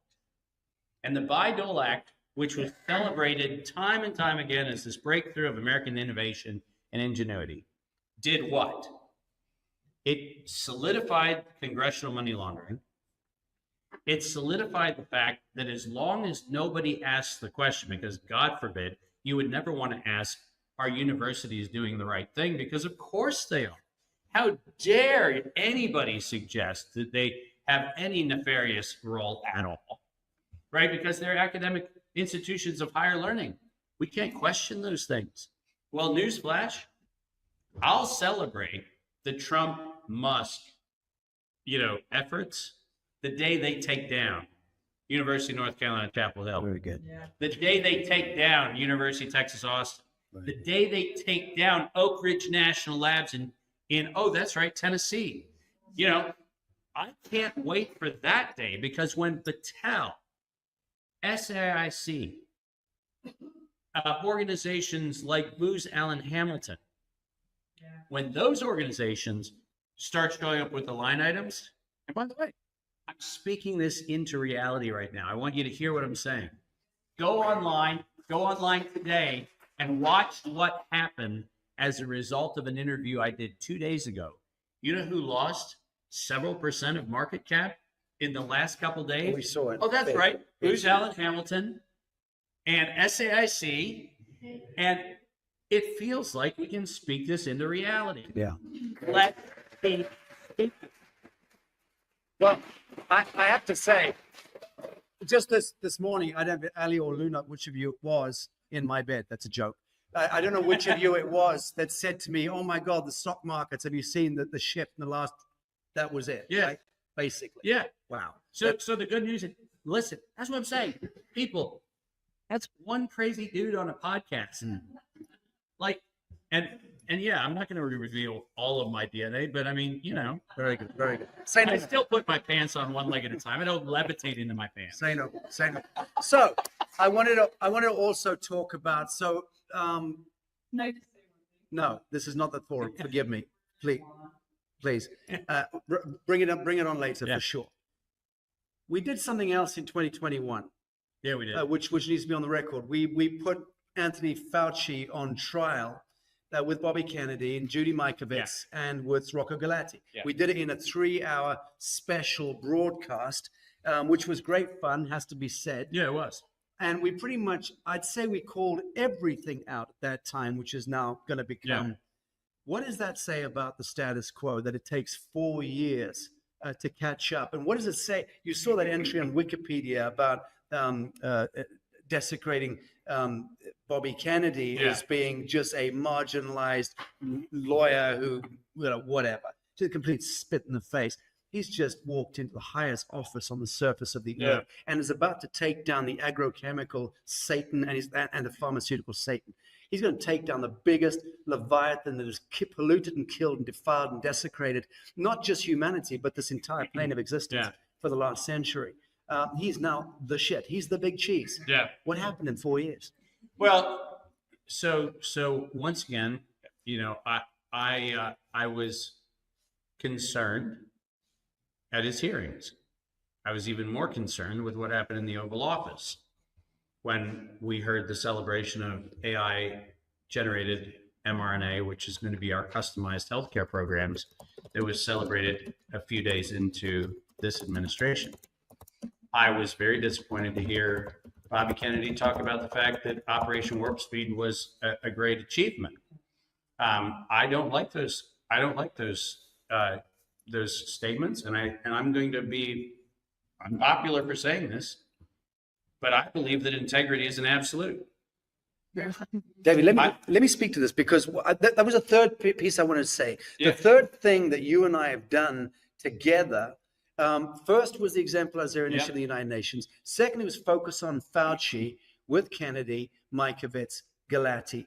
And the third thing that we did, which I think is a signature thing, we did something just over a year ago, which I know because we're friendly with some of the Trump family, that we know that the man himself was watching. Yeah. And we actually did it in order for him to be able to watch it.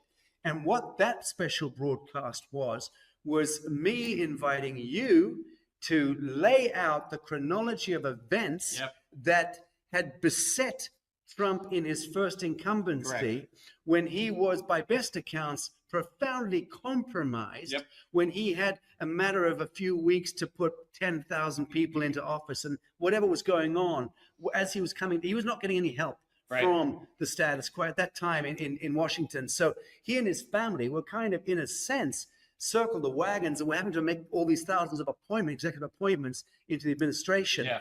And you went and did much of the forensic mapping to see how he was essentially routed, and then led the warp speed agenda. Exactly. So the reason why I put this out was to basically, in a sense, vicariously invite Donald Trump to be able to then come out and go, okay, I fucked up, but I was screwed. We were all screwed. Yeah. That's what we were trying to do. Yeah. Right? Absolutely. Has there been any uptake, do you think, on stepping back from the Operation Warp Speed? That's the point. Yeah, and so I think it's important to realize that these are seasons, and I understand. So my criticism, please take as just my standard. My standard is I'm going to call out truth when it needs to be called out, and it may be unpopular. I also want to be filled with grace in the same moment. I do know that there's an expediency that says that things have to happen in a season. Yeah. And so I'm willing to hold out the possibility that a season is upon us where these changes can unfold over a period of time. What I know is that there is, without question, the case of Alex Azar, the head of HHS, when the entire pandemic program was being rolled out. And remember, Alex Azar, at the time of his appointment in the Trump administration, was under investigation for antitrust, racketeering, and price fixing charges in price fixing the price of diabetic medicines in Mexico.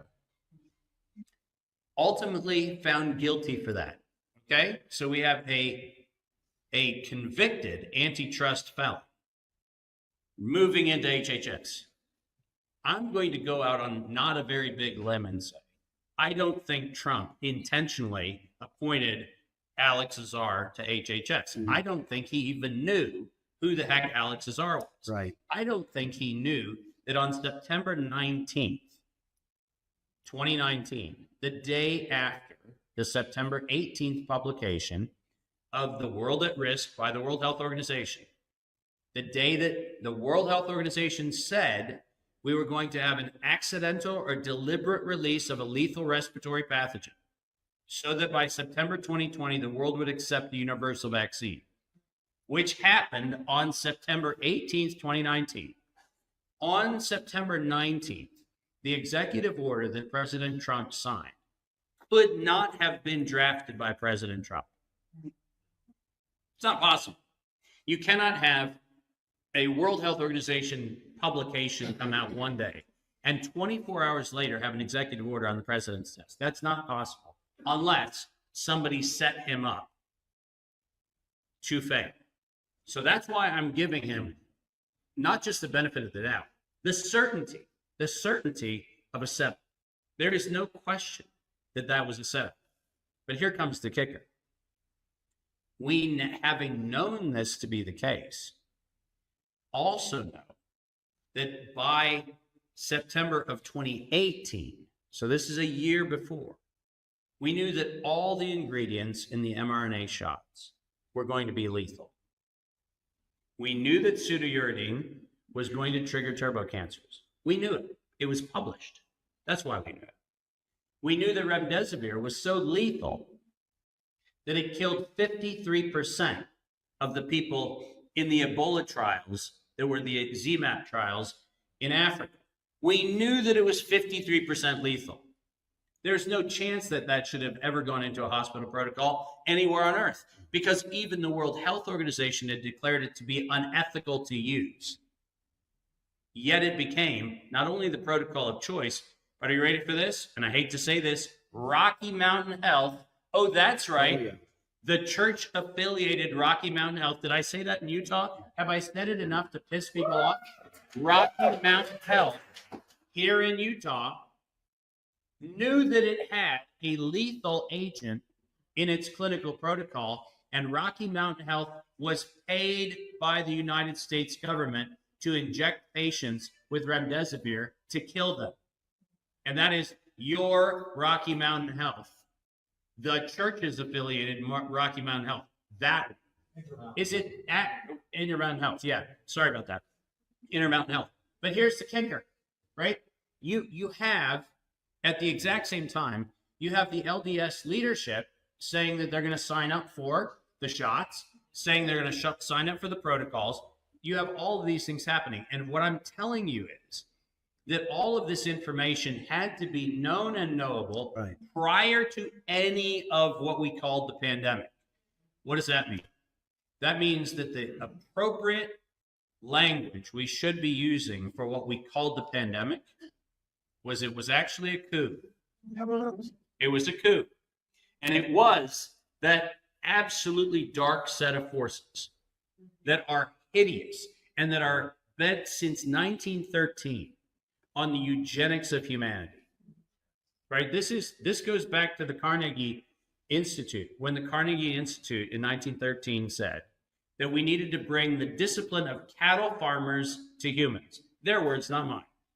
Cattle farmers, where we do selective breeding as cattlemen would do.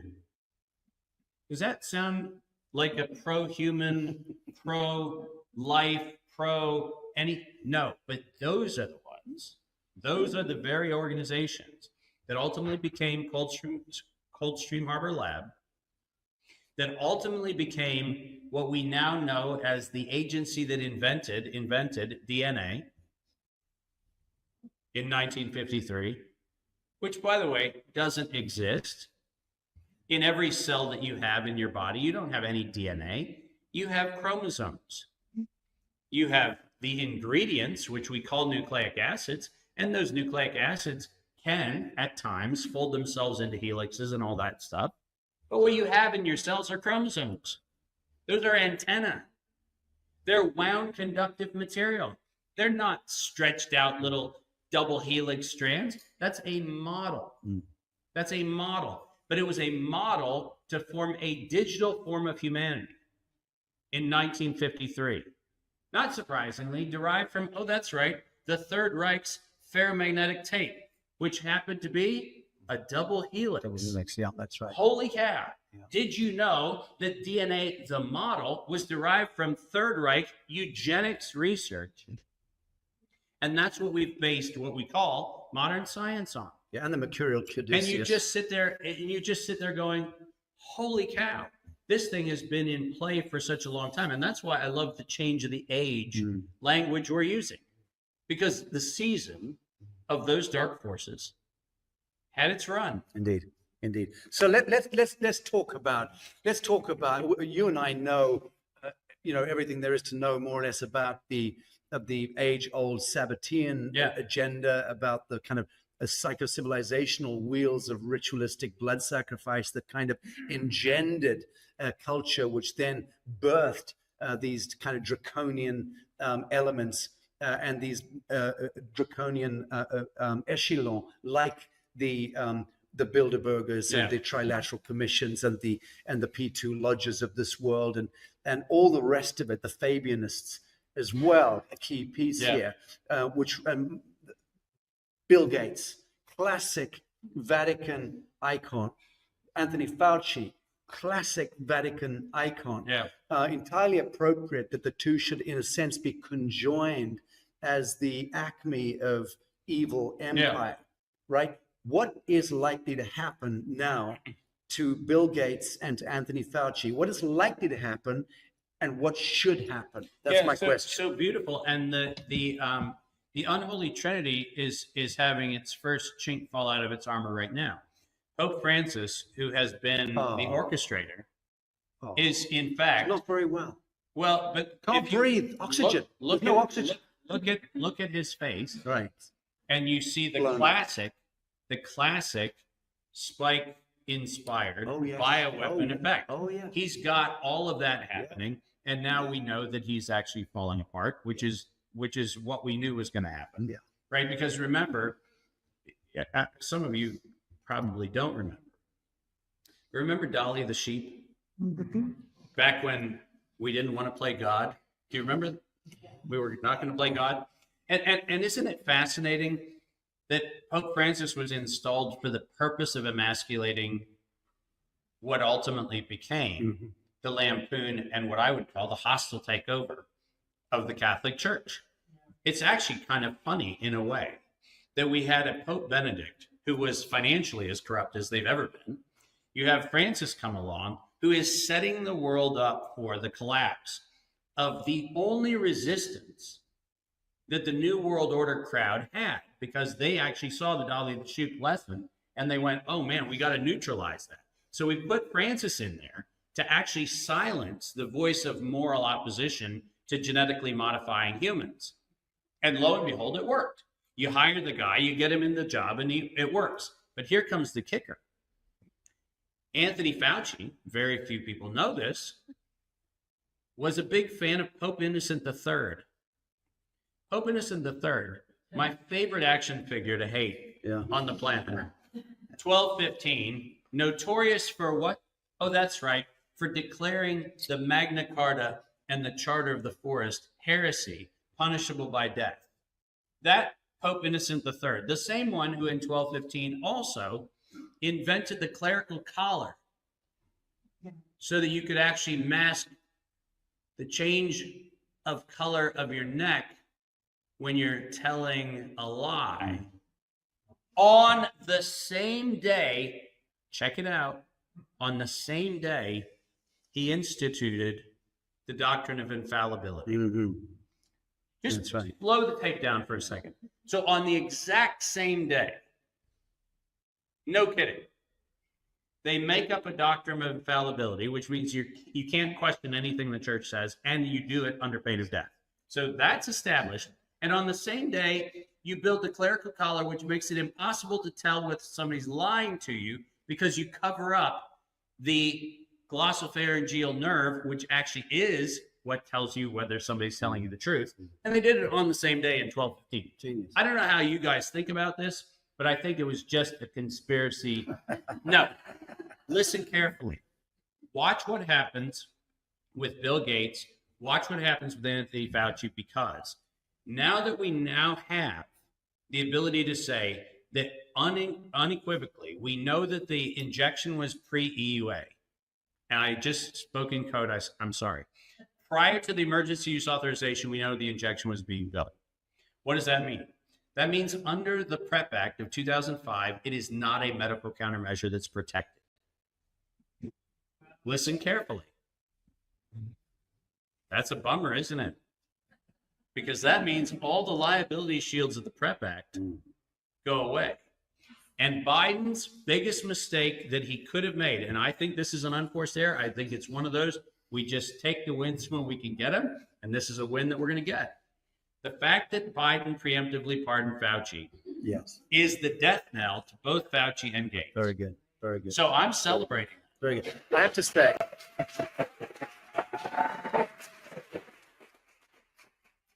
well, I'm one of those humanists who thinks that it's a little unkind for us to take any kind of dig at Joseph Biden. I think that it's like kicking a very tired penguin that can't run. It's tragic. It's tragicomic. That the last 4 years must have been a kind of living hell. Don't you agree? For whatever sentient spark is left in that odious piece of shit masquerading as a human being. Yeah. Did I say my piece there? But I like how you've been subtle in how you've kicked the penguin. what is going to happen to a Joseph Biden? What is going to happen to a Hillary Clinton? And what is going to happen to, let's say, a Nancy Pelosi? Give us those three, because this is important, I think, to the American people and to the whole world at large. We need to know that you don't get away with that shit. Yeah. And you know, the world is filled with tyrants that died peacefully in their graves. Yes. And so I've said many times, and I'm not popular for saying this, but I still think that we get the humanity we deserve. And the reason I say that is because I think that before we actually identify the speck in our brother's eye, we better look at the plank in our own eye. Here's the deal. Prior to COVID, if I were, I don't know, to go out on a limb and say, what was the biggest emergency use authorization active in 2018? How many of you even knew there was one active in 2018? Did you realize that active in 2018 was the emergency use authorization for vaccines for opioid addiction? Where's a single person in the medical freedom movement? A single person. And I'm calling all of us out, because I know I'm the only one on record anywhere who's actually pointed this out. Moderna got a patent for a vaccine for opioid addiction. Did you hear what I just said? Yeah. A vaccine for opioid addiction. And not one of you is talking about it. But here's the problem. We say we're woke. We say we got awakening. We say we're somehow the now informed. Bullshit. We're still barely out of the coma. Exactly. Our eyes are flittering, and we're somehow going, oh, no, I can drive. No, really, I can drive. No, you can't. Because if you don't know that Moderna is actually doing injections for opioid addiction, you haven't woken up. If you don't know that in Texas right now, women in the military are being subject to breast cancer prophylactic vaccination for breast cancer. You know what nobody's talking about? That. Listen, people, I'm not having a go at anybody. What I'm saying is, don't pat yourself on the back when we're not even in the first inning of the first game. Right? We just figured out there's a ball and a bat. That's what we figured out. Very good. Very good. Very good. So I'm curious, just on the side, are you that teenager with the flickering eyes who stole your dad's car and said, I can drive?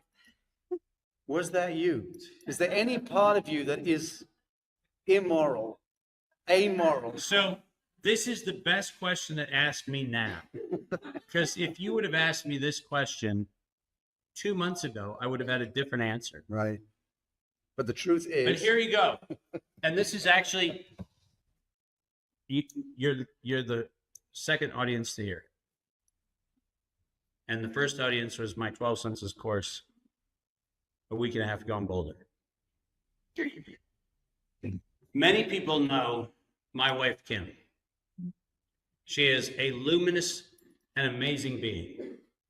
She is an exceptionally powerful energy, and she suffers very little BS in her life.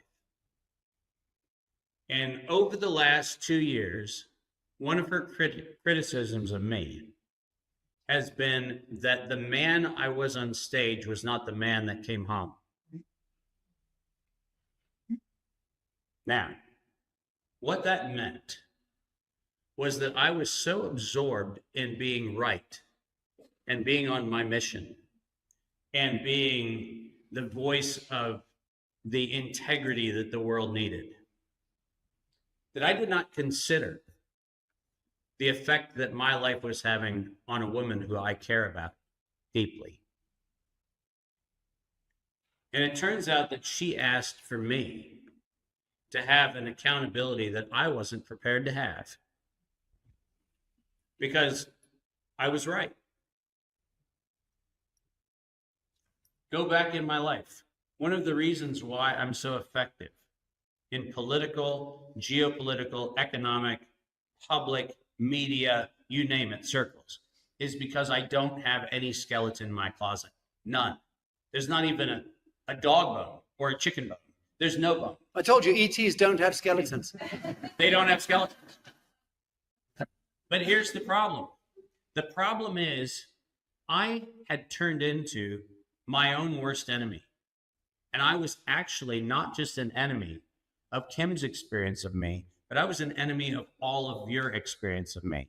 Very good. Are you ready for this? I was so obsessed with my mission and the final score. Did I get Fauci in jail? Did I get this thing prosecuted? Did I get this project accomplished? Did I do that?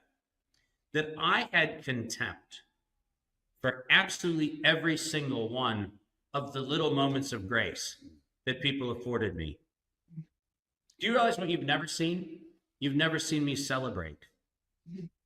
Never once. You've not seen me celebrate. You know why? Because I heralded how above it all I was. I didn't need that kind of thing. I could go off and do everything on my own. You know why? Because I could. Here I am advocating for the best of humanity. And in truth, I had contempt for humanity. Because I recognized that if I had to do it alone, I'd do it alone. And this is a subtle thing, but it's important. It's super important. And I have to credit Kim and her stubbornness and her persistence and all of the pain that she let me experience, because she kept saying, you've got to work on yourself. You've got to work on yourself. And I didn't want to. I didn't want to, because I was perfectly fine doing that. I'll do it alone.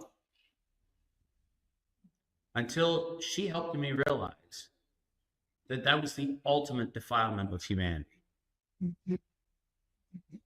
My inability to actually work with others. And by the way, I'm sitting on stage with a person for whom I have to request accommodation, mercy, and grace.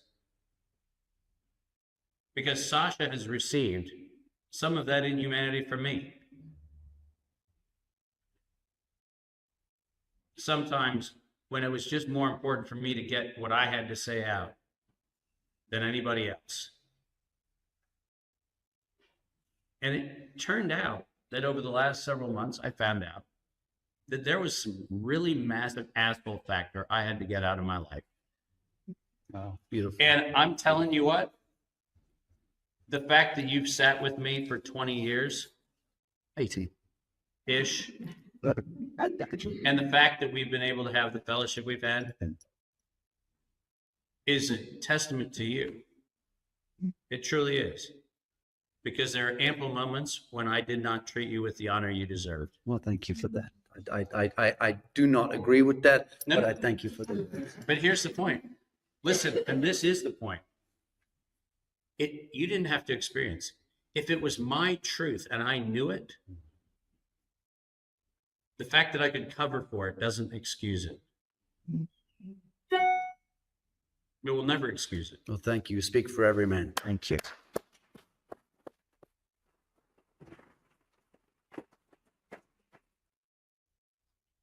Turning to the audience, we have almost 1,000 people in this room, and we have many other rooms. So there's going to be many thousands of people watching this right now. And by tomorrow morning, there will be hundreds of thousands of people. So speaking just to the live audience, I will honor you. We will honor you by being able to ask one or two questions of Doc Martin and myself. If you have something particular pointed, we've touched on a lot of stuff in the last hour and a half.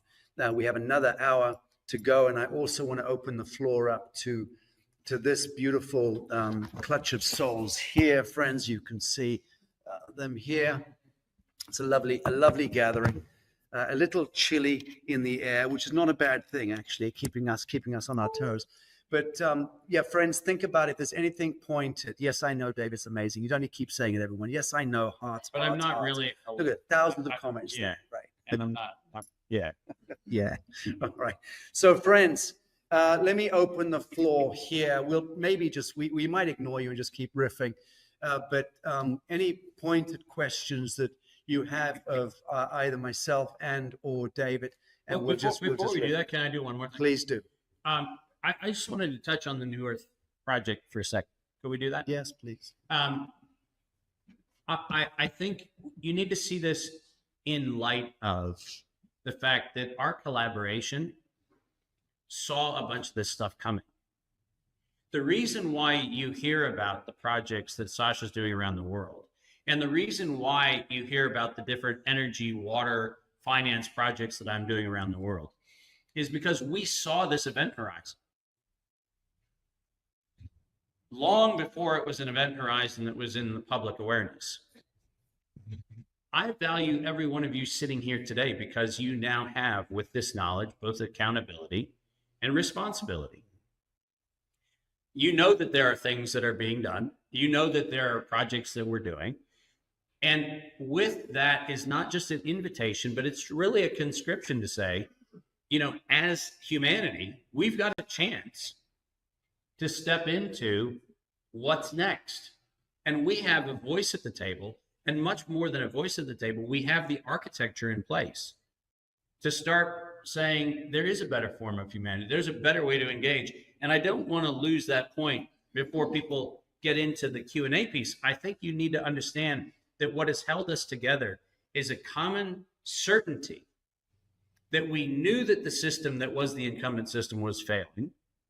And rather than waiting for the chaos to ensue, we figured, wouldn't it be a great idea to build some things where as the old systems collapse, we can show, hey, you know what?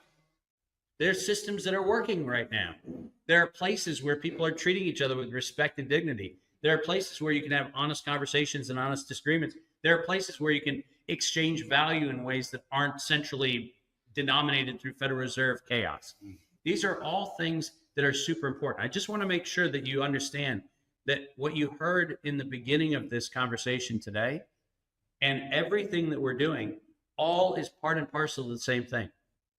As we wake up to the full extent of the corruption, we also wake up to the full possibility of now stepping into being the architects of something that's new. And I wanted to make sure we didn't lose that point. Very good. And that caps it nicely, because I started with the enactment, embodiment, manifestation exactly. piece, and that is the key piece.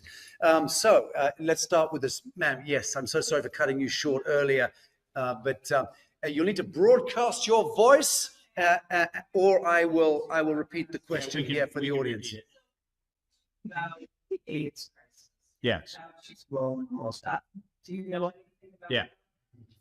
Okay, so the question was about the AIDS crisis and Fauci's role in it, and whether Dave Martin knows anything about it. So I'm going to step in the Tom Cowan dog food lit on the front porch of your question. And I am saying that with both the respect and contempt that you can read into what I'm saying. I pointed out a few minutes ago that the model of DNA in 1953 was a model from which we then built models of the way viruses and the way DNA and RNA and all of these things work, and the way in which we believe protein is synthesized, and the way in which we believe all these things happen. But what we failed to do is understand that it was all based on a model. So let's get really clear on, was there a thing called HIV, human immunodeficiency virus? The answer is it was as much a bioweapon as SARS-CoV-1, 2, H5N1, everything else. These are engineered and scheduled pathogens that are not pathogens occurring in nature. They are weapons created for the eugenics purposes that they were built for.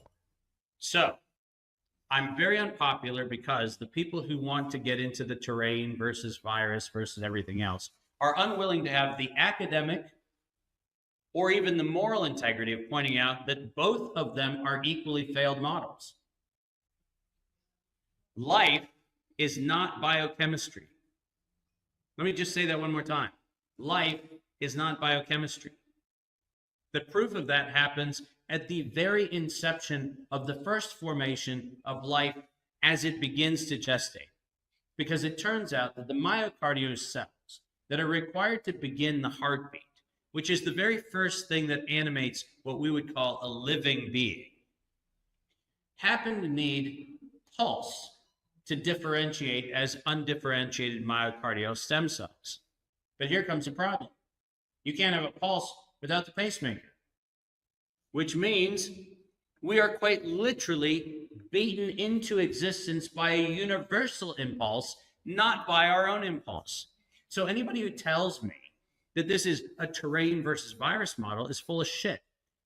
Therefore, all the derivatives of that model are equally full of shit. Bravo. Because we don't have HIV any more than we have the influenza virus, any more than we have any of the other things. What we do have is we have industrial chemical engineered weapons that have been introduced through industrial toxins, through aerosolized toxins, through foodborne toxins, through, are you ready for this? Emotional and energetic toxins. Very good. I know we're not supposed to say that, but it's true.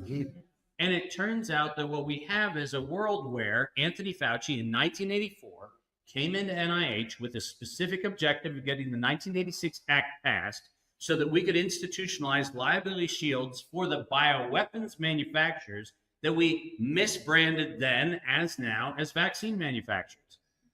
And the minute we understand that the whole thing was a drug dealing racket for the purpose of killing human beings, the better off we'll be. Very good. Thank you. Okay, big truth. So are you good with that? You good with that answer? It's a pretty good one.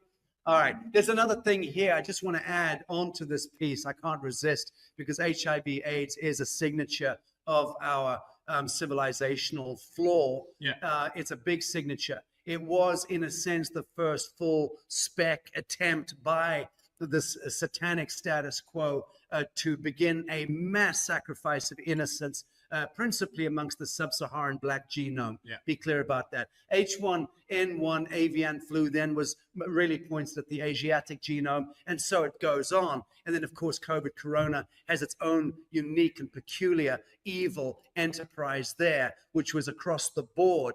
But going back to HIV/AIDS, I know because I was involved with Humanitat over 20 years ago with this, when we really did the hard forensic research, which some of the leading scientists and doctors like Dr. Sandra Chow at the time, whose Cedars-Sinai facility was closed down the day after he published his findings on a cure for HIV/AIDS. That was well over 20 years ago.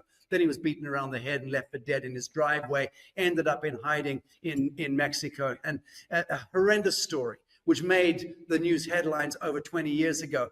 But the point being, I've been involved in that piece. And I was involved at the United Nations in trying to teach as many ambassadors and plenipotentiaries and permanent representatives that I could meet with about the truth of the HIV/AIDS. That was almost 20 years ago. So it's a hell of a story, but I'll say this. The upshot of this broad-scale effort at the sub-Saharan African genome was an utter fail. At that time, it was so virulent in a sense that you could, as a black person, the blackest black, like Zimbabwe and Mozambique, Angola, if they even touched a railing, a siding in a bus station, through the sweat and the impedance in the skin, they could actually pick it. It was so virulent. It was so virulent. There was an exchange going on, and it captivated. And as you know, it almost worked, but it didn't. A phenomenon emerged, which is the upshot, which we now call the children of AIDS phenomenon, rather like these indigo kids being born in recent generations who can play fucking Tchaikovsky at the age of 3 for some reason, and thousands of them. But there is a phenomenon that occurred connected to the morphogenetic upshift that occurred because of the existential threat against the sub-Saharan African genome. The human genome has a means by which it can sense a threat, an existential threat, and it changes coding. It moves. It uses the inertia and changes the whole game. Net result, you have a whole generation of Africans to this day, sub-Saharan black Africans in their 30s and 40s who cannot get ill. And their parents were the parents that both died of HIV/AIDS. What happened? What happened? Again, we have to start to think in these terms because that's how we start wise dreaming. And the wise dreaming is what changes the hologram. So we do have other extraordinary energetics in abeyance at work at the morphogenetic level, where we are not subjected to routine, mundane, systemic interventions. We need to dream ourselves out of these cycles. That's the piece I wanted to say. Yeah. So, any more questions in this room? Yes, sir. So, you want to take people that kind of like are creative and kind of like each nation and on the part of the tickets to what I see. Let's talk about them. It's free agency and the ability to choose whether or not to inject yourself with that. There's everything going on with basically and RNA, combined with different things being straight from above. But your comments in terms of what we can do collectively rather than being reacting after the fact. Yeah. How do you prevent that? Yeah. So I'm going to be really disappointing again. It was 1904 to 1910 that the Japanese figured out Bacillus thuringiensis toxin created leaky gut. And you heard the date, 1904 to 1910. Yet everybody sitting in this room didn't do anything as a society when every seed manufacturer decided to use BT to genetically modify every crop in America, leading to, oh, that's right, leaky gut syndrome across all of the population, and autoimmune problems, and allergen problems, and everything else. So let's give ourselves permission to go, oh shit, we let that one happen, didn't we? We did. And we let COVID happen. Under the guise of anthrax in 2001, which gave us the PrEP Act in 2005, and the vast majority of people never had heard of the PrEP Act until COVID happened. So, with the background of we so far suck at intervention, what we can now do is we can start saying, let's take action today. So what can we do walking out here today? Walking out here today, we can actually say no more BT anything. Now, that sounds like an indirect answer, but it's not. We need to start strengthening the muscle. Every one of us does. We need to start strengthening the muscle that says, what action can I take today? Stargate's on the way, yes. But guess what I can do today? I can make sure that when I go to Whole Foods, I don't buy organic kale. and you heard me say this correctly, organic kale, which is allowed to be sprayed with, are you ready for this? I am. Bacillus thuringiensis toxin, because it's a natural thing, therefore still counts as organic. Did you hear what I just said? Like, what the hell? Here's the thing. The thing that we need to understand is we need to pick, and by the way, pick one thing now. I don't care what it is. Maybe it's your water. Maybe don't drink plastic-infused, fluoride-infected water. Maybe make a water commitment today. Maybe make a no BT food commitment tomorrow. Maybe make a no GMO commitment when you go to the grocery store. Take an extra 5 minutes of your life, look at ingredients, and go, that should not go in my body. Because here's the trick. Once we start exercising that muscle, then the industry that counts on our complacency of not giving a shit won't be able to work. Remember, we got into this mess by not giving a shit. We got into this mess because of complacency. So now what we have to do is stretch a muscle we haven't stretched for a long time, and there's no criticism. I'm just saying you can actually take a step when you walk out of here today. And that step is, if it's a plastic, single-use, disposable water bottle, do not buy it and do not use it. Use water, use metal. If it is a choice between a spring water versus an industrial supplied water, take the spring water. Take a look in your grocery pantry right now at your home. Seriously, take a look at it. If it has corn syrup in it, it has BT corn in it. Did you hear what I just said? If it has corn syrup in it, it has BT in it. These are simple steps. And all I'm saying is the best step we can take before we worry about what's coming is start informing your mind to act vigilantly now. Because then whatever is introduced, you won't fall for the bill of goods because it'll be sold the stupid way it is always sold. You're going to get this advantage for that exchange, right? And every one of those exchanges is a deal with the devil. Every one of them. Very good. Well, I have to say, I mean, we know that Kennedy's already outlined what he's going to be doing. Yeah. So I think much of this is going to be laid to waste in the coming days at that policy level, which is a godsend to be sure. Yeah, but we know that the agriculture injections yes are now, well in hand. And we know right now that 80+% of our beef stock in America has ear-injected growth hormone. Wow. Ear-injected growth hormone. I can't imagine that he's not going to be addressing that next. One would hope. I can't imagine. Yeah. Well, let's see. Yes, I know to some of the members of the audience out there, David did not answer my question. I know, and he will answer it now in short thrifts, Yes, which is what should happen yes. versus what is likely to happen to Bill Gates, Hillary Clinton, Nancy Pelosi. Give us those three examples. Nothing happens with Hillary. Yep. Nothing happens with Hillary. Because a deal is struck. That deal's already struck. The only way anything happens with Gates is if the Janet Reno settlement agreement is unsealed. That's something President Trump could do with an executive order. And it should be done. Because what none of us sitting here know is what that deal actually was. He was a convicted felon, and then Janet Reno lets him off in exchange for the Gates Foundation doing its essentially stepping in and running multilateral agencies. Somewhere in that deal is an exemption which gave Bill Gates the article, I think it is 13 protection, which says he cannot be criminally prosecuted. That's the UN charter. I've showed you that. That sealed agreement with the Department of Justice, Pam Bondi should rip apart right now because it was illegal. It is illegal, exactly. It is absolutely illegal, and it needs to be examined, and that gets Bill Gates. Last but not least, Anthony Fauci. Anthony Fauci, in all likelihood, is going to be the guy that gets pegged with the crimes. And we have a bunch of different ways that we're working on it.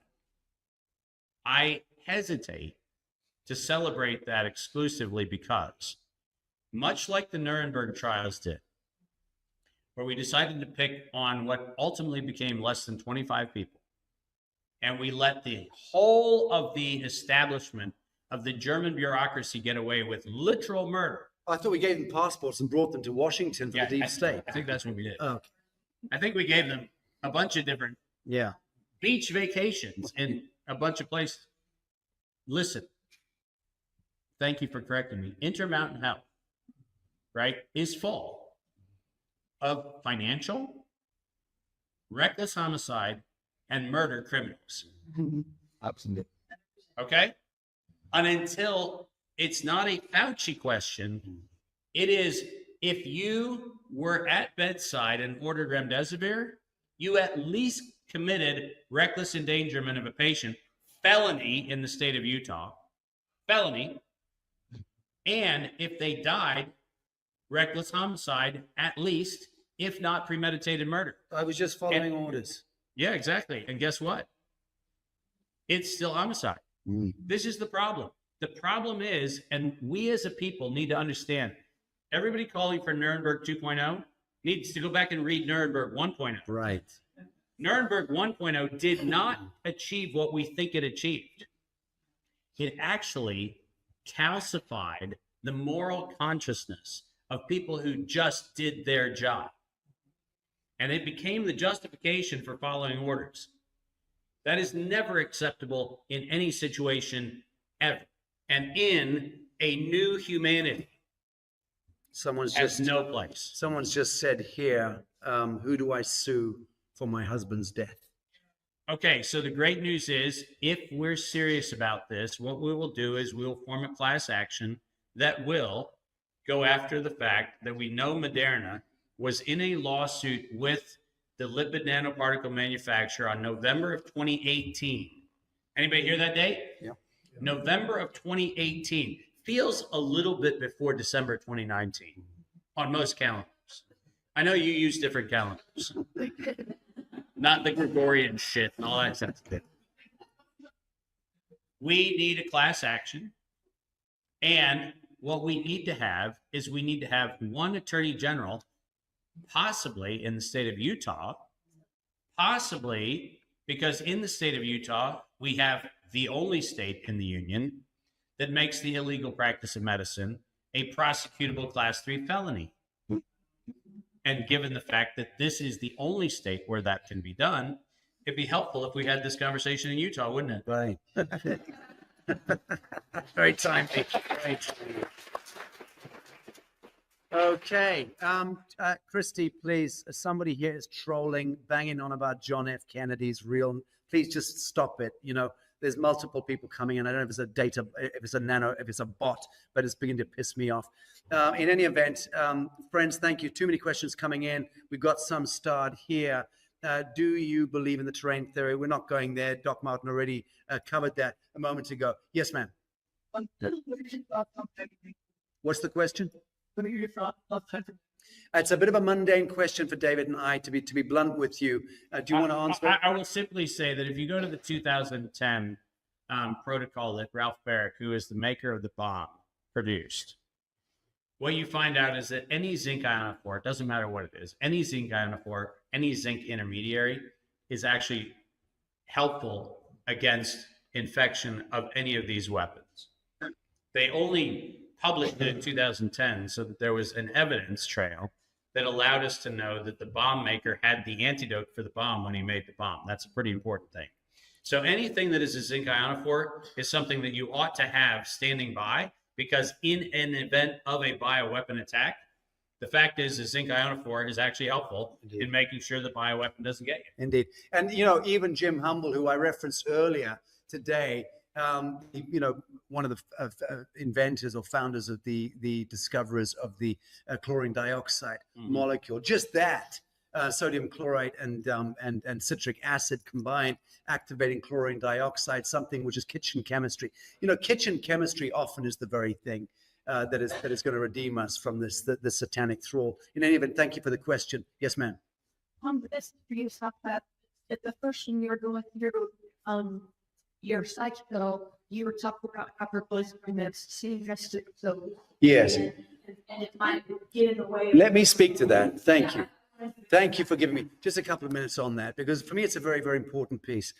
Bottom line for me is that I know so much about ritual satanic abuse, and I know so much about ritualistic magic as it relates to blood rites, and I know so much about what's been going on in the subterranean so-called deep state Miltel embasement, because the blood rights are directly connected to the military intelligence apparatus and operations and budgets and so on. So it's a very dark, very turgid, very messy compound or aggregate of evil empire that we don't actually see, but it's there. It's the underpinning, it's the counterpoint, it's the underpinning to how it makes manifest in this world. It's terrifying. It's a long, steady hand of evil and of witchery that goes back to Canaanite ritualism and encompasses the Sumerian, Egyptian, Roman. All of those civilizational wheels have variously trundled along in concert with that cornerstone harvest of humanity, sacrifice of innocence. That to me is the whole purpose, certainly, of my life's work and of my inquiry, was what is it? Because I grew up in the sub-Saharan war being shelled at for the first 15 years of my life, living behind grenade screens and wondering, where's mommy? Where's daddy? So I've got a good reason to lean into that question in life. And I have done, and I've become somewhat expert on what's going on in that psycho-civilization basement. What was the question again, so I can bring it to it? So the Luciferian piece, thank you. The satanic, and then the ITNJ, and the seedings we did on the hundreds and hundreds of testimonies we've taken from forensic experts, from police detectives, from witnesses, from criminologists, from survivors. I know the distinction between the satanic and the Luciferic. That's what I'm getting at here.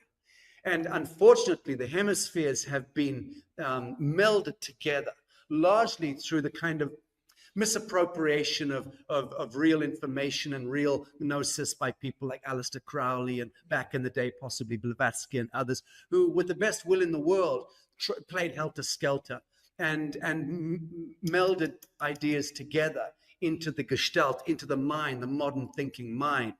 But I can tell you there is a stark distinction between the satanic and the Luciferic. And people ask me, well, what's the primary distinction? I said, it's very simple. One does blood rituals and the other doesn't. So the Satanist and the era of Satanism and satanic intervention is all but over. That's the good news, the really good news. I could take this conversation further into when and where the imperial Draco reptilian elements were exfiltrated off the surface of this earth, and which date line, which day that ended. And I know about that stuff, and it's very, very real. And those are the conversations that the world is going to be having in the days ahead, connected to cosmogenesis and archaeocosmology, the truth of our origins, that we are the alien hybrid. We are the galactic hybrid. The human being is, by distinction, the universal genome. Get used to it, because it's owning that quanta, and the activation of that quanta comes to the being and the doing in the geometry of now. Once we do that, own fully the mantle, the Christed mantle, so to speak, we will remember who we are, and we will stand. And when we stand, we will look around and we will see that every single sentient intelligence in this cosmos is taking the knee to us. Because that is how majestic the human and the angelic human is. So the grand efforts over great swathes of time to subjugate, sublimate, desecrate, defile, holocaust, destroy, annihilate the angelic human has been the critical enterprise of so many external, extraneous forces and intelligences. But here we find ourselves on a brink of departing the great satanic age the age of blood rites and blood ritualism, the Holocaust and this sacrifice of innocence is departing us. This is actually the year. And this is the month. We're going into March. March is the end of the Kali Yuga, the greatest measure of time that we have. My concern is that we are clearly, to my mind, now being invited or possibly inveigled into a journey into the Luciferic, the false light matrix. That's where the whole transhumanist thing, that's also where David has a certain reticence when he's championing things that are happening in Washington and on the stage right now. He's always got a reticence there, and that's a very guarded and very intelligent position for any of us to have right now. Because the truth of the matter is, if we fall folly to this invitation of the Trump-Musk invitation into the cavalry has fully arrived, and it's all that could invite us into a whole new era of empirical dominion, pyramidal power structures, which will take us into smart cities and into transhumanism and into quantum computation and AI robotics that actually threaten all that is truly organic and sentient. And I don't say that that's the agenda of Trump, because I don't believe it for 1 second. I think he's a foundationally very good human. But there are other energetics that are still connected to the demiurge, still connected to the elemental cloud intelligences that we have not yet fully dissipated in the ethers. And until we have done it, we, through embodiment, enactment, and manifestation, we have brought into dissolution that element of the demiurge that still remains, the Ahriman. We are the ones that must bring that into full dissolution before the resurrection of the angelic human. So this passage that we're being invited to right now is likely to be a Luciferic invitation, a false light matrix. Just be aware of it. To be aware of it, by my reckoning, is sufficient. David, comments. Well, I think so. I love, one of the things I've loved about my relationship with SACHA is I love the way in which he brings archetypal narratives into a present reality. I think it's a very important part of the conversation. But I love the distinction about Luciferic, because the fact is that that which is light, remember, is something that on this plane, and this is the second cranial nerve for those of you paying attention, we actually have a very poor understanding of light, because we've been suckered into this belief that our perception is a perception of light. But here's the problem. Every perception we have, which we call a light-based perception, is the reflected non-essence of a thing. The only reason I can see your faces is because you are rejecting, you're repelling that which you didn't absorb. So the only thing I truly see is that which you're not. Very good. Okay? Listen carefully. The only color grass isn't is green. That's the color it rejected. That's why we see green. But here comes the kicker. And this is where the distinction needs to get a little geeked out on the science level. Just like we don't see the reflected essence of a thing, we see the reflected non-essence of a thing. Greeks had a term eidos, one of their terms for what we now call knowledge. They had another one, which was called gnosis. And the distinction SACHA just made is the distinction between eidos and gnosis. There's nothing inherently right or wrong about seeing reflected non-essence. That gives us geometry, it gives us shape, it gives us form, it gives us all the things that we can perceive. But the Greeks were smart enough to have the second word, gnosis, which was what? That was the considered knowing. That is the deep dive. That is the going into the essence of a thing. So that rather than seeing the reflected non-essence, you could look on stage and say, objectively, there's SACHA and me. And we love that photograph where I'm in my bow tie and he's in his suit, which is one of the only times I ever saw you in a suit. But here's the thing. You could actually look at us and you could say, well, from a reflected non-essence standpoint, they appear to be two different characters. But then if you actually get to know us, as we've gotten to know each other, you'd go, oh, hold on a minute. There's a deep similarity at the essence level, right? So the optics, which give us the appearance, the eidos, that's where that term comes from, is exactly this Luciferian distinction we need to realize. Nothing about light can be defiled. listen carefully, light cannot be defiled. It cannot. The reflection of light can be distorted. Got it? Light is an absolute. It's divine. It is eternal. Light cannot be defiled, but it can be distorted. And it can be distorted by reflectance. It can be distorted by absorbance. It can be distorted by other forms of manipulation and refraction and reflection. And my point is a simple one, that as we go into any of the phase we're in, allow yourself to develop the muscle again to say the reflex is getting my attention. Nothing wrong with that, but it's an invitation to a deeper exploration. It's an invitation to the deeper examination, because light and knowledge, when put together, will not be defiled. You're right. Beautiful. Thanks. She's going to ask its abortion. Is that a genocide?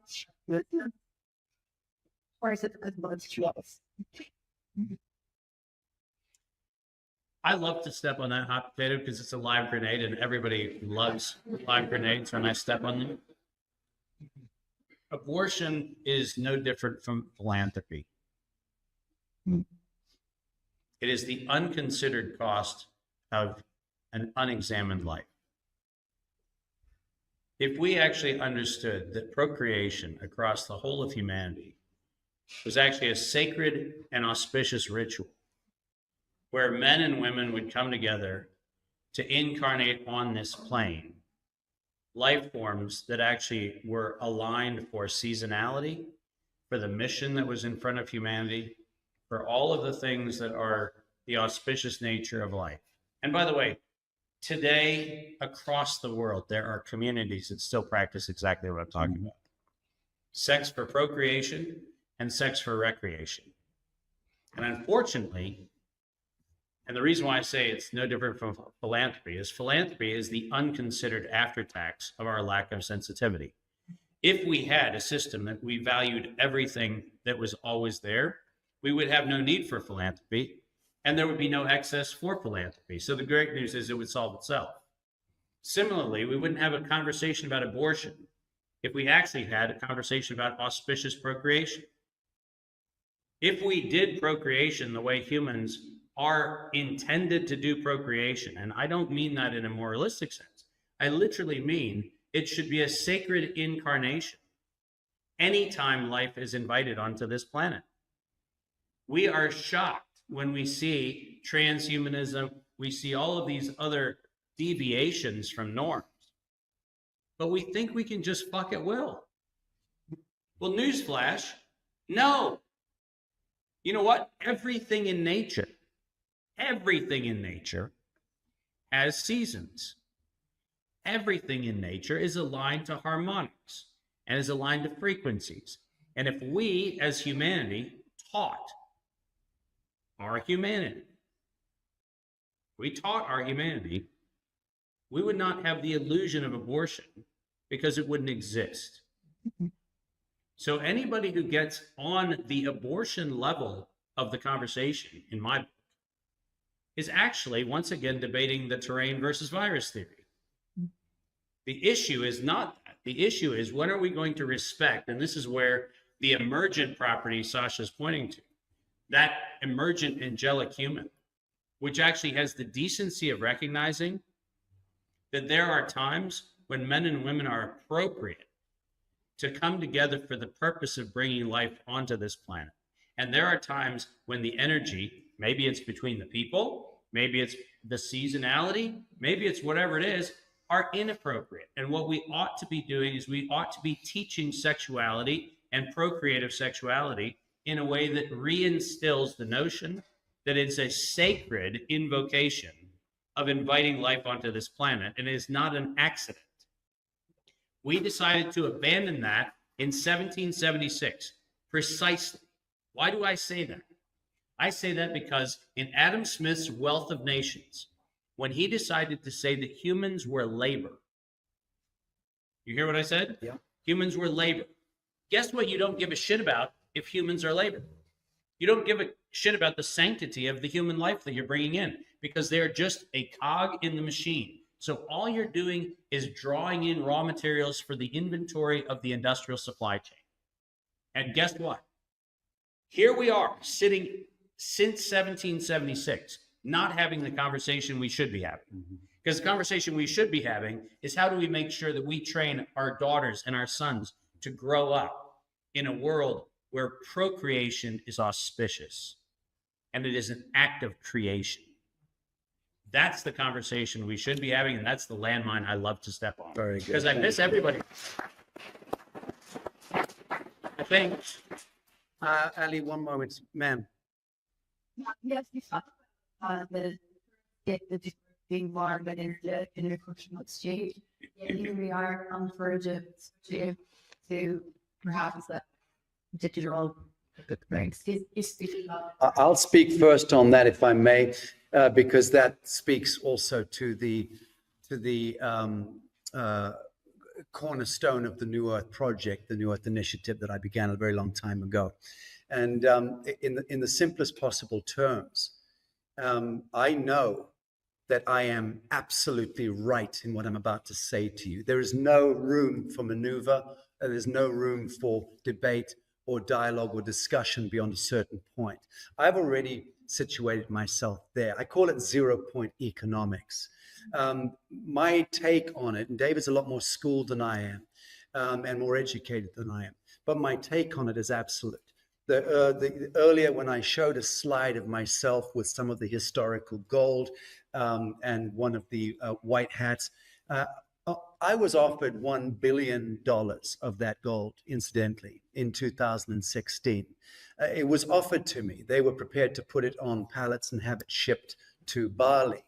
And that $1 billion in gold was offered to me to set up the New Earth Exchange, the New Earth economy that I was envisioning. And I turned it down. To my credit, I turned it down. It's caused subsequently many nights of cold sweats when I've reflected on having turned down $1 billion worth of gold and what one might have done with it. But I'll tell you, all that would have emerged from that gold would have been hubris and would have been contrast, would have been shade, one way or the other. And I knew that at the time when it was offered to me with the best will in the world by the white hat A1M1. So I'm glad I turned that down at that time. Fast forward to today, and I live without money myself. I have no money, none. I have less than $1,000 at any given time in a Revolut account, just so that I can put gas in the tank or get a cappuccino, the fifth one of the day. But that's it. I generate quite considerable sums of money. I need to say that as well, because this is not false modesty here. I don't care. I'm too old and tired for false modesty. But I do know what I envision, and I know that I must be the man on that noble path. I have to be that man. And so I don't deride anyone who has vast ambitions of wealth. I really don't. I don't make a judgment. I don't even deride it. I think it's great fun.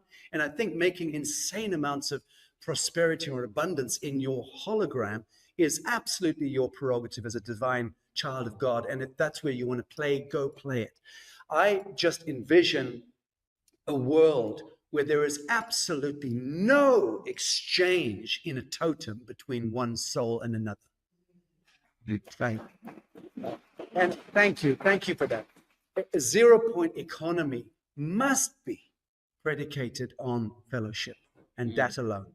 And that alone. So when I showed earlier also our grander plans for Africa, for building the economy of the New Earth, which will be backed up by best accounts, trillions of dollars of real resources, as we now tokenize and assetize real resources into another crypto bullshit exercise, which we will do because that's part of the transitionary phase. And I respect that sufficiently.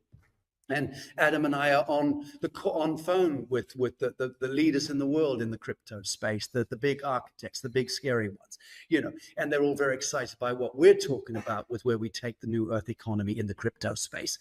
But you know what? Anything that's crypto is bullshit. Anything that needs to hide is not in the light. Mm-hmm. So let's be clear about this. Let's only regard crypto anything as a stepping stone toward a zero-point economy. When I said we can build heaven on earth and have the 300 products from a toothbrush to a vertical take off and lift jet and everything in between manufactured out of locally farmed, resourced, processed, extruded, cast and molded hemp products, bioresonant, 20 times the tensile strength of steel. Why is it that in 1937, the federal government banished hemp and turned it and demonized it? It's because prior to that date, every farmer in America had to farm 200 acres of hemp. And we were on a winning trajectory. Then the robber barons and the oil and gas barons came in, bought out Congress, flipped the whole goddamn deal, outlawed hemp, and all of a sudden, it was what Dave said earlier, the plastics and the nano. So the poison, systemic poisoning of humanity, the agrochem industry, pharma industries, all emerged off the back of the synthetic molecules. And that is, in my view, the source code of the devil. But we can get back to manufacturing every single product that we use. No matter how sophisticated or luxurious that product is, it can all be made out of hemp, except for a few small other components. And if we do that locally, we're going to be doing in Tennessee, at our newer Tennessee project. We're planning right now with our industrial partners in Africa and 9 governments, we are planning the biggest hemp industrial park on the face of the earth that will literally produce every item that you can see in a Walmart will be made out of hemp, bioresonant. If you do that, we have just manifested the dream of my erstwhile fat spy best friend, Robert David Steele, who brought to the world the idea of true cost economics. God love him and God forgive him. But true cost economics matters if we're serious about stepping away from the old arcane tradition of priest bankers. Third-party intervention. We don't need it. We don't want it. Thank you. Well, and that to me is the main thing. Yeah, and so I published a paper several years ago for the Waterford Institute on what was called the true cost of the wealth of nations. And it was a spin-off of Adam Smith's Wealth of Nations. But I end that paper with a formula for wealth, which is actually something that I think is worth pointing out. And that is that wealth is actually the function of an extraction of utility where all of the future options are retained for all other users. So you have the utilitarian experience that you need, but nothing about your use of a thing has deprived another person of the use of that thing in either its own form or in a reformed way. And that paper is something that I encourage people to read because it actually did. In fact, Robert David Steele and I worked together significantly on this conversation about what was called all-in cost accounting. All-in cost accounting was the idea that scarcity and its unfortunate evil twin, which is secrecy, because remember, scarcity only exists in secrecy. We live in a universe that's abundant. Yeah. So the only way we can get to scarcity is through secrecy. And the only way we can perpetuate the systems that we have in current monetary systems is through secrecy. So if you want to take both of those pillars of corruption out, then what you do is you actually have to fundamentally say that we have to flip the scarcity model on its head and then figure out how we deal with abundant utility programs. So if we think about, for example, hemp, and we think of something very simple, you don't understand this until I explain it. But if we built out of hemp, we would have no fire insurance anymore. Let me just say that again. If we built out of hemp, we would have no fire insurance. Excellent. Why? Because it turns out that compressed hemp doesn't ignite. Now imagine a world where you don't need Chicago fire and title anymore. Right. You don't need property and casualty insurance anymore. Why? Because you're not burning down houses. See, we don't think about the ripple effect, right? So an intervention in one dimension, and this is why we need to think about it differently. An intervention in one dimension has a ripple effect that says, ergo, these industries no longer are needed. Why? Because we're not building out of flammable pine. We're not building out of flammable press board or OSB. We're building out of something that is a natural fire retardant. and has a natural fire retardant, we don't have the problem. Think about the implications of what I just said. And this is one example of a myriad of examples. As we look at this way of reconstituting economies, that's why when we set up back in the New Earth University, New Earth Institute kinds of stuff, when we were in the early days, we talked about the need to re-examine not economics at the utilitarian level of currencies and banking and this kind of stuff. We actually said we had to go to the fundamental. We had to understand what value exchange actually was. And we had to build systems where the real value that you celebrate is proximity to the value, not how many intermediaries can I put in to put friction and inefficiency, which is how our current scarcity model works. How do I get rid of all inefficiencies and get the person who's going to use the thing next to the thing they're going to use with no middleman at all? Because it turns out if you do that, you eradicate what we currently call economies. We need to come back. Once again, I'm going to use a term that's important for us to reclaim. We need to come back to the Greek literal definition of economia, which was what? The stewardship of a household. Bravo. The stewardship of a household. You know what that wasn't? That wasn't a scorecard for egos. That was, can I make sure that when I need to set the table tonight, there's ample provisions for every mouth at that table?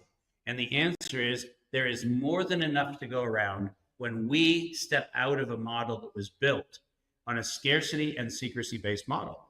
And it's a simple thing to do. Very good. Next question, ma'am. So you have looked at the new currency and redemption, restitution, restoration is the line and common because that is the line inheritance of every challenge.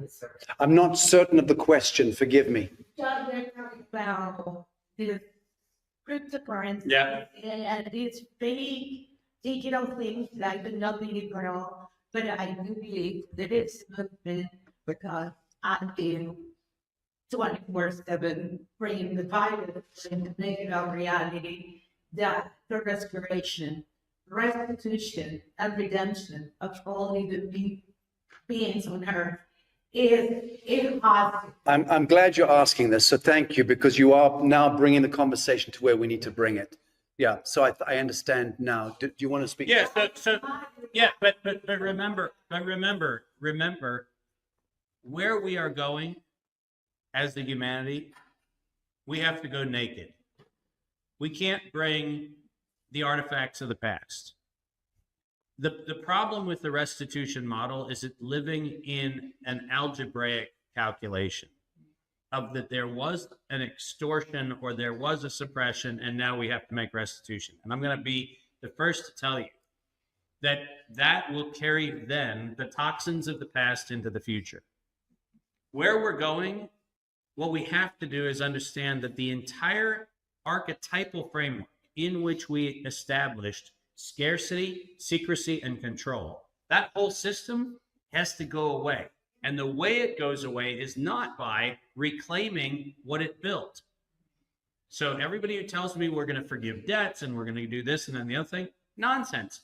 Because all that does is bring that energy into the new system. The new system has to be built on a fundamental understanding that we have an abundant universe that cannot be intermediated by anyone for any reason. Very good. And as such, we are not going to ever make up for the sins of the past. We are actually going to absolve. And that's why I love the fact that you talked about absolution. At the end, we actually absolve ourselves and everyone of the complicity of a system that never had its place on earth in the first place. Very good. And the whole thing about atonement and absolution, as you've just brought it back home, it's about you and I in the immanent, Yes. the immanent present. Exactly. And the immanent speaks to the true revelation and the meaning of the word revelation, all that we aspire to, all that we seek toward and have ever sought toward on the path of life. Any path in any incarnation, in any world, all leads us somewhere. And it leads us on tremendous nebulous journeys and discoveries. But there is ultimately a return to immanence, every bit as important as the return to innocence. You wanted to ask a question, Ali? Well, some happen required to have this satisfied on the brain, like the facility and how it's in session. So let's thank you for that, and point made. I want to bring this conversation back now to a close. We've 4 minutes away from 4 hours in my piece at the front end, including this conversation with Dave and Martin. Many thousands of people looking in. Thank you to the audience there. I'm not going to be taking any more questions here, so you can withhold. I do want to bring this conversation back to redemption. Yeah. I want to bring it back to so the atonement piece. I think we all variously understand by now is the true. When we talk about restitution, we talk about resurrection, we talk about restoration. All of these things speaks to the I am. Mm-hmm. That's all it ever speaks to. All it can ever speak to is the I am. Yeah. So as we now culturally and arguably, given the thrust and the dynamic of this American new American incumbency, this new energetic we're seeing in the last couple of weeks, which is cut and thrust like we haven't ever witnessed in the history of modern politicking. We're seeing the takedown of evil empire. And it's not just the deep state, it's not just Fauci, it's 500 years of blood sacrifice, holocaust against the brown skin, red skin, yellow skin, black skin, and white skin people, because it's the white skinned people through dumb diverses that were arguably the most traumatized, the most butchered of all. So it's all of us. But the point being, this year, 2025, Anno Domini in the false light calendar, is an important one. Because this is really where we get to bring it all home. This is where we get to stand up. This is where we get to say, Halas, baby, enough. I'm taking it from here. We're taking it from here. Me, the living man, the living woman of the living soil, our families, our communities. I don't seek permission from any quarter outside actualized self, nor will I ever speak about the importance of that.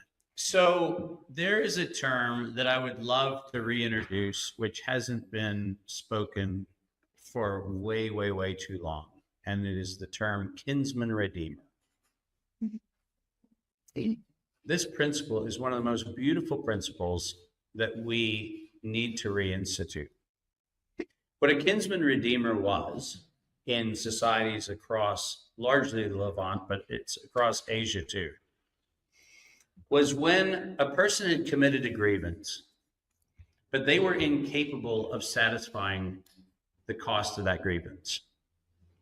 A kinsman, some member of their community, who had the capacity to bear either the punishment or the penalty or the cost of redemption, would step in.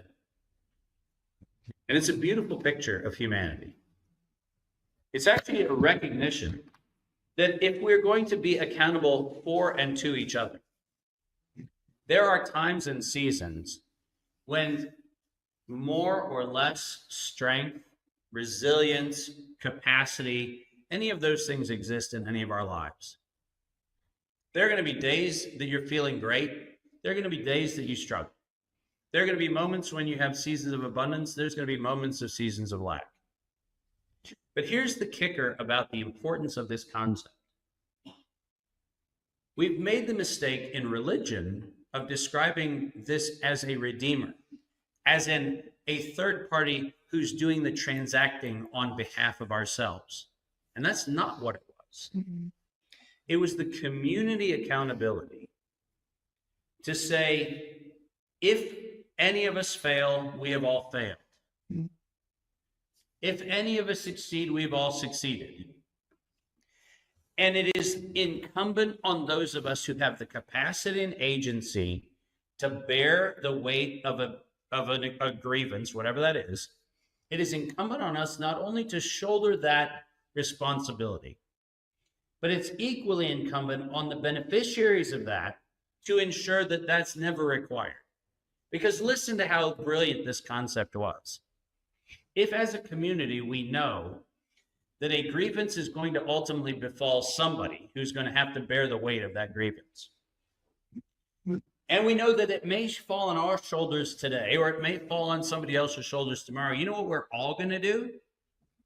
We're going to look out for each other a lot better. Because I don't want my failing to fall on you, and I don't want yours to fall on me. So what happens? By virtue of instituting the idea that none of us are going to let each other fall, we're not going to let each other fall. But if we have a stumble, whoever is in the proximity who has the capacity to redeem that moment steps in and redeems it. But no one rides a free lunch train. No one gets to do that again because the community comes along and says, we're not going to allow that to happen again. And do you see what happens? We build a beneficial cycle. And by virtue of saying that at any point in time, I may have to shoulder your burden, I'm going to make sure that I stay vigilant. And when I see a little thing start to slip away, I step in and do something when it's a little thing. Because I don't want it to become a big thing, which ultimately is going to fall on somebody's shoulders to clean up. And what I would love to have us encourage each other to do is, once again, easy thing to do walking out of the meeting today. How do we simultaneously look at those who are struggling around us and take a bit of their burden? Just do it. Maybe it's somebody who's just having a tough day, and maybe you can step in, and maybe it's a meal, maybe it's a phone call, maybe it's a thing. Step in and start intervening, start interacting, where you start holding the light burdens of each other. Because it turns out if we start holding the light burdens of each other, the burdens never get heavy. And as we bring in this picture of always being not just accountable for our own actions, but accountable for the actions of the communities in which we interact, we wind up manifesting the humanity that SACHA's been pointing to all day. This is not one where we ever put the burden of execution and responsibility on one messianic figure. Right? SACHA and I have worked together, and in many instances have tried to blaze a trail that allow people to see the possibilities that are in front of us. But if anybody ever got complacent and said, well, Dave and SACHA are doing what needs to be done, we would have failed. Our job is to actually show, hey, there is a trail, but now let's move on that trail. Let's move together. Let's do that manifestation. Let's do the embodiment. Let's do those steps that bring us into a recognition that this is a together exercise. And that together exercise is accountability, responsibility, and above all, integrity. It has to come with absolute truth. Friends, countrymen, earthlings, I give you Dr. David Martin. Friends, give it up for David.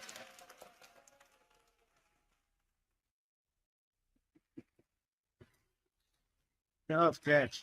All